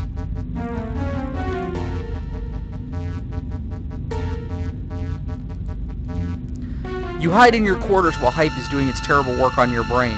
When you've recovered sufficiently from the pain and nausea of the drug, you make your way to the bridge. You only have a few minutes before the battle begins. You burst onto the bridge, breathing hard, the hype telecon system under one arm. Captain Dana is nonplussed. What are you doing on the bridge, Lieutenant? Sir, you're walking into a trap. I need to talk to you immediately. This better be good. Because you're fucking with a Klingon. A UN ship with superior firepower is waiting for us on the other side of that planet. She has 12 active drones that can outgun and outfly our Basilisk drones. There is only one way to defeat that ship, Captain. How do you know about this, Lieutenant? There's an objective test to confirm what I'm telling you. Send one of our drones around to the other side of Persephone. Monitor the telemetry. you'll find the Geneva-class heavy cruiser UNS Dharma and 12 Galley-class drones waiting to ambush us. The Dharma. Damn it. Why didn't this come up before? How do you know this? I didn't know until recently. Sir, please deploy a drone. The fate of this mission and much, much more is riding on the next few minutes. Lieutenant Mandan, take drone Foxtrot out of the screen and vector it into a polar orbit around Persephone. Maximum acceleration. Yes, sir. Foxtrot is on its way. Okay, Lieutenant. Let's assume for the moment that you're correct. How do we fight and win? The med officer has tanked me up on Hype. I'll use the telepresence unit on the tactical console to win this battle. There wasn't time to alert you. We only have a few minutes. Hype?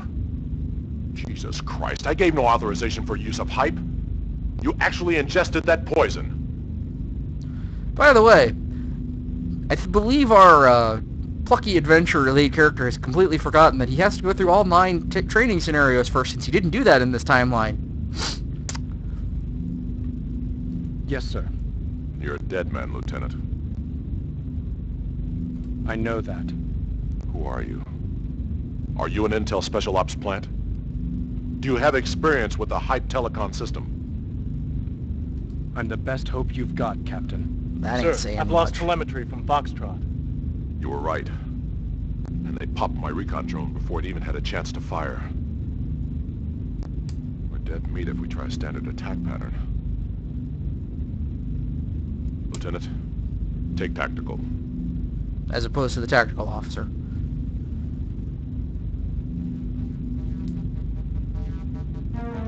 And well, the computer's gonna finish this for me. Because I sucked so bad, I'm not even gonna bother.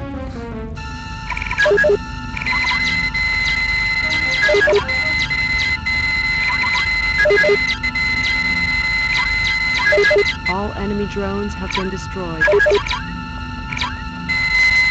All enemy ships have been destroyed.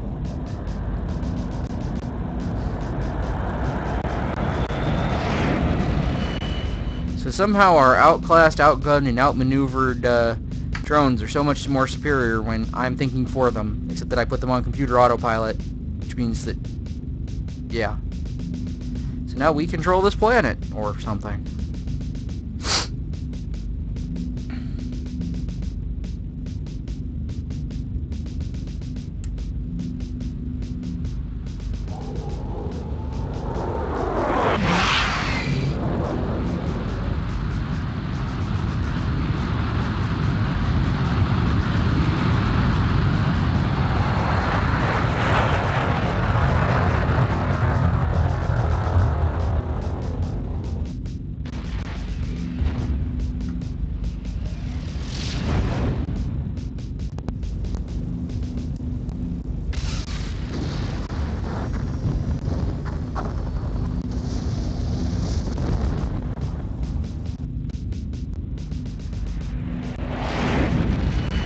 Enjoy this montage of footage we have already seen, at least once. You really should not pack your ship so tightly with explodidonium. I understand it's the bomb, And but... so a new timeline was created, overwriting the old one that had been my reality. There was no material evidence that the alternate timeline had ever existed. All I had were my memories, and I knew that these would fade until the alternate timeline was really gone forever.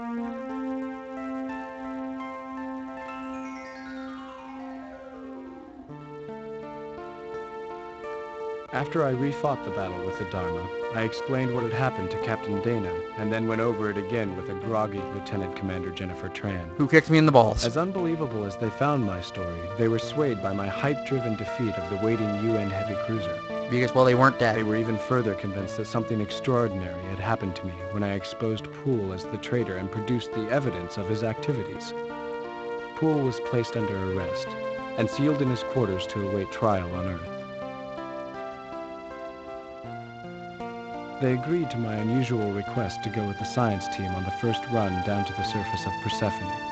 The planetary lander once again made the trip from the Jericho to the Lexington and then down to the surface of the planet, Where it this crashed. time with a crew of 5. I walked the science team through the gateway activation sequence inside the ancient installation. Because they were I too took dumb the to figure science it out. team leader in confidence and told her that I intended to go through the gateway once it had been calibrated, and I exacted a promise from her that she would destroy the gateway control mechanism once I had stepped through. She lied, of course. I was waiting at the foot of the gateway when I heard the familiar whine build up and saw the beginnings of the space-time vortex forming. I stepped through and left the year 2134 behind me forever. As I record this, I am sitting on a raft that floats on a large but gentle lake just outside my house. I have lived in this ultimately comfortable house for about 5 years, ever since my arrival here. Despite I the fact wanted that to hype make is a fatal. record of my strange adventures before the memories disappeared. When I went through the gateway back in 2134, I materialized once again at a point 150 years in the future.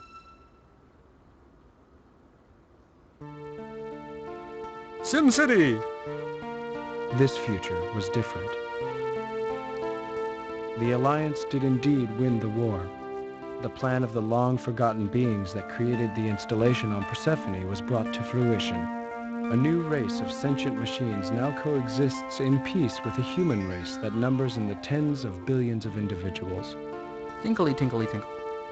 The new beings share their cyberspace world with us, and they have used vast space-based self-replicating robot factories to create something for us in the physical world. Tacos. A gift, a tribute. They created the opening to EastEnders?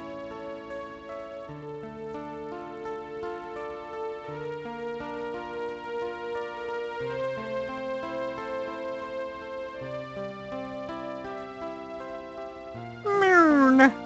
Space. Moon space? The Earth is gone. In its place is a Dyson sphere, a vast hollow construction that surrounds the sun at the same distance the Earth once orbited. Continents and oceans lie on the inside surface of the sphere, forming an Eden-like landscape that is for all intents and purposes endless. For the Dyson sphere has enough surface area for 1 trillion Earths. It will take a good many millennia for the human race to completely populate its new home. Meanwhile, the new beings that we now share the universe with are living on the outside of the sphere. They pursue the basic questions of existence. They have launched the first intergalactic ships. They have long since passed the point where we can even comprehend what they are doing. As for me, I find all of this to be a mixed blessing. Yeah. The evolution of these fantastic and powerful beings was inevitable. But what of us? Yeah. What of humanity? What purpose have we now beyond simple existence? You're pets, baby. And what of the other me?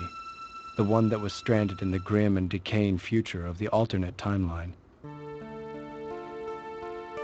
Did I die?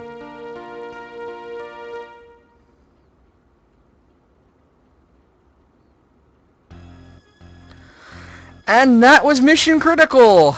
Most of today's session was listening to fucking balls of light fucking talk about fucking philosophical fucking shit until I fucking wanted to tear my own fucking throat out and beat myself to death with it. I would say I would choke myself, but I already tore my throat out, so there's not a lot of choking involved. First half of the game is pretty good. The second half of the game is pretty not good. And again, I'm being diplomatic. That was ass on toast with cheese.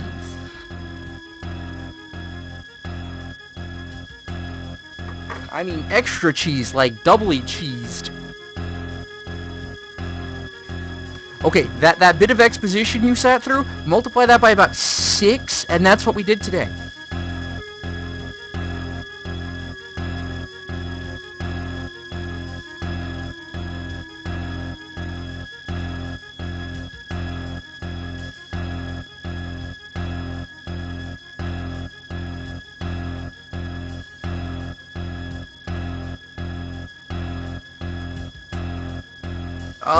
I'm not sure what's next. Actually, I am really tempted to drop in an adventure game I actually know is good. And I do mean good. I do not mean awful. And it has full motion video in it, but it doesn't suck!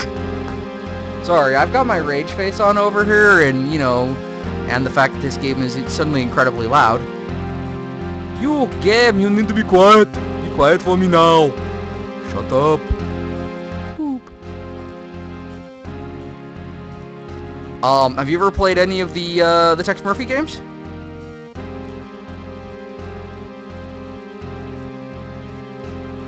Under a Killing Moon and the Pandora Directive?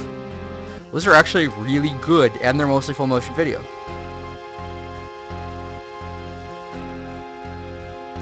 Well, then I will have to find my fake disc somewhere and see if I can't get that running. I mean, find my authentic copies that I keep around. Yes, I will give it permission. By the way, if anybody notices who was the head writer on this in these credits, can you please tell me so I can find out where they live and murder them? Not really, you know.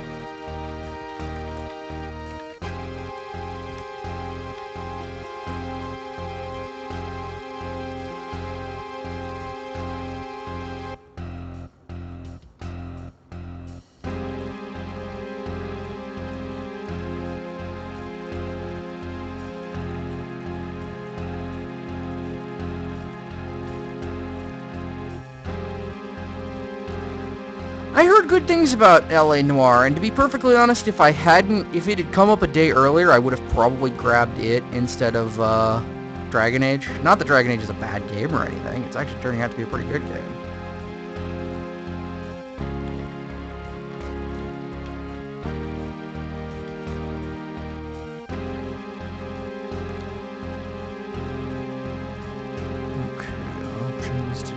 I'm digging through a few things here, so you're going to have to bear with me for just a few minutes. Well, I'm not very far in, either. I'm actually very not far in. Oh, right, I have Under a Killing Moon on actual CDs. They're not real CDs, they're, you know, remastered. Wow, you guys really need to work on your font spacing. I just looked up there. In DAO, Elf, City Elf. Which opens up with a lot of murder. A lot of murder. Whole lot of murder.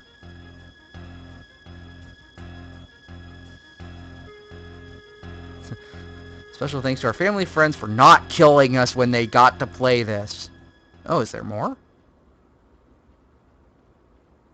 No, there's a DOS prompt. Woohoo! Alright, well I'm gonna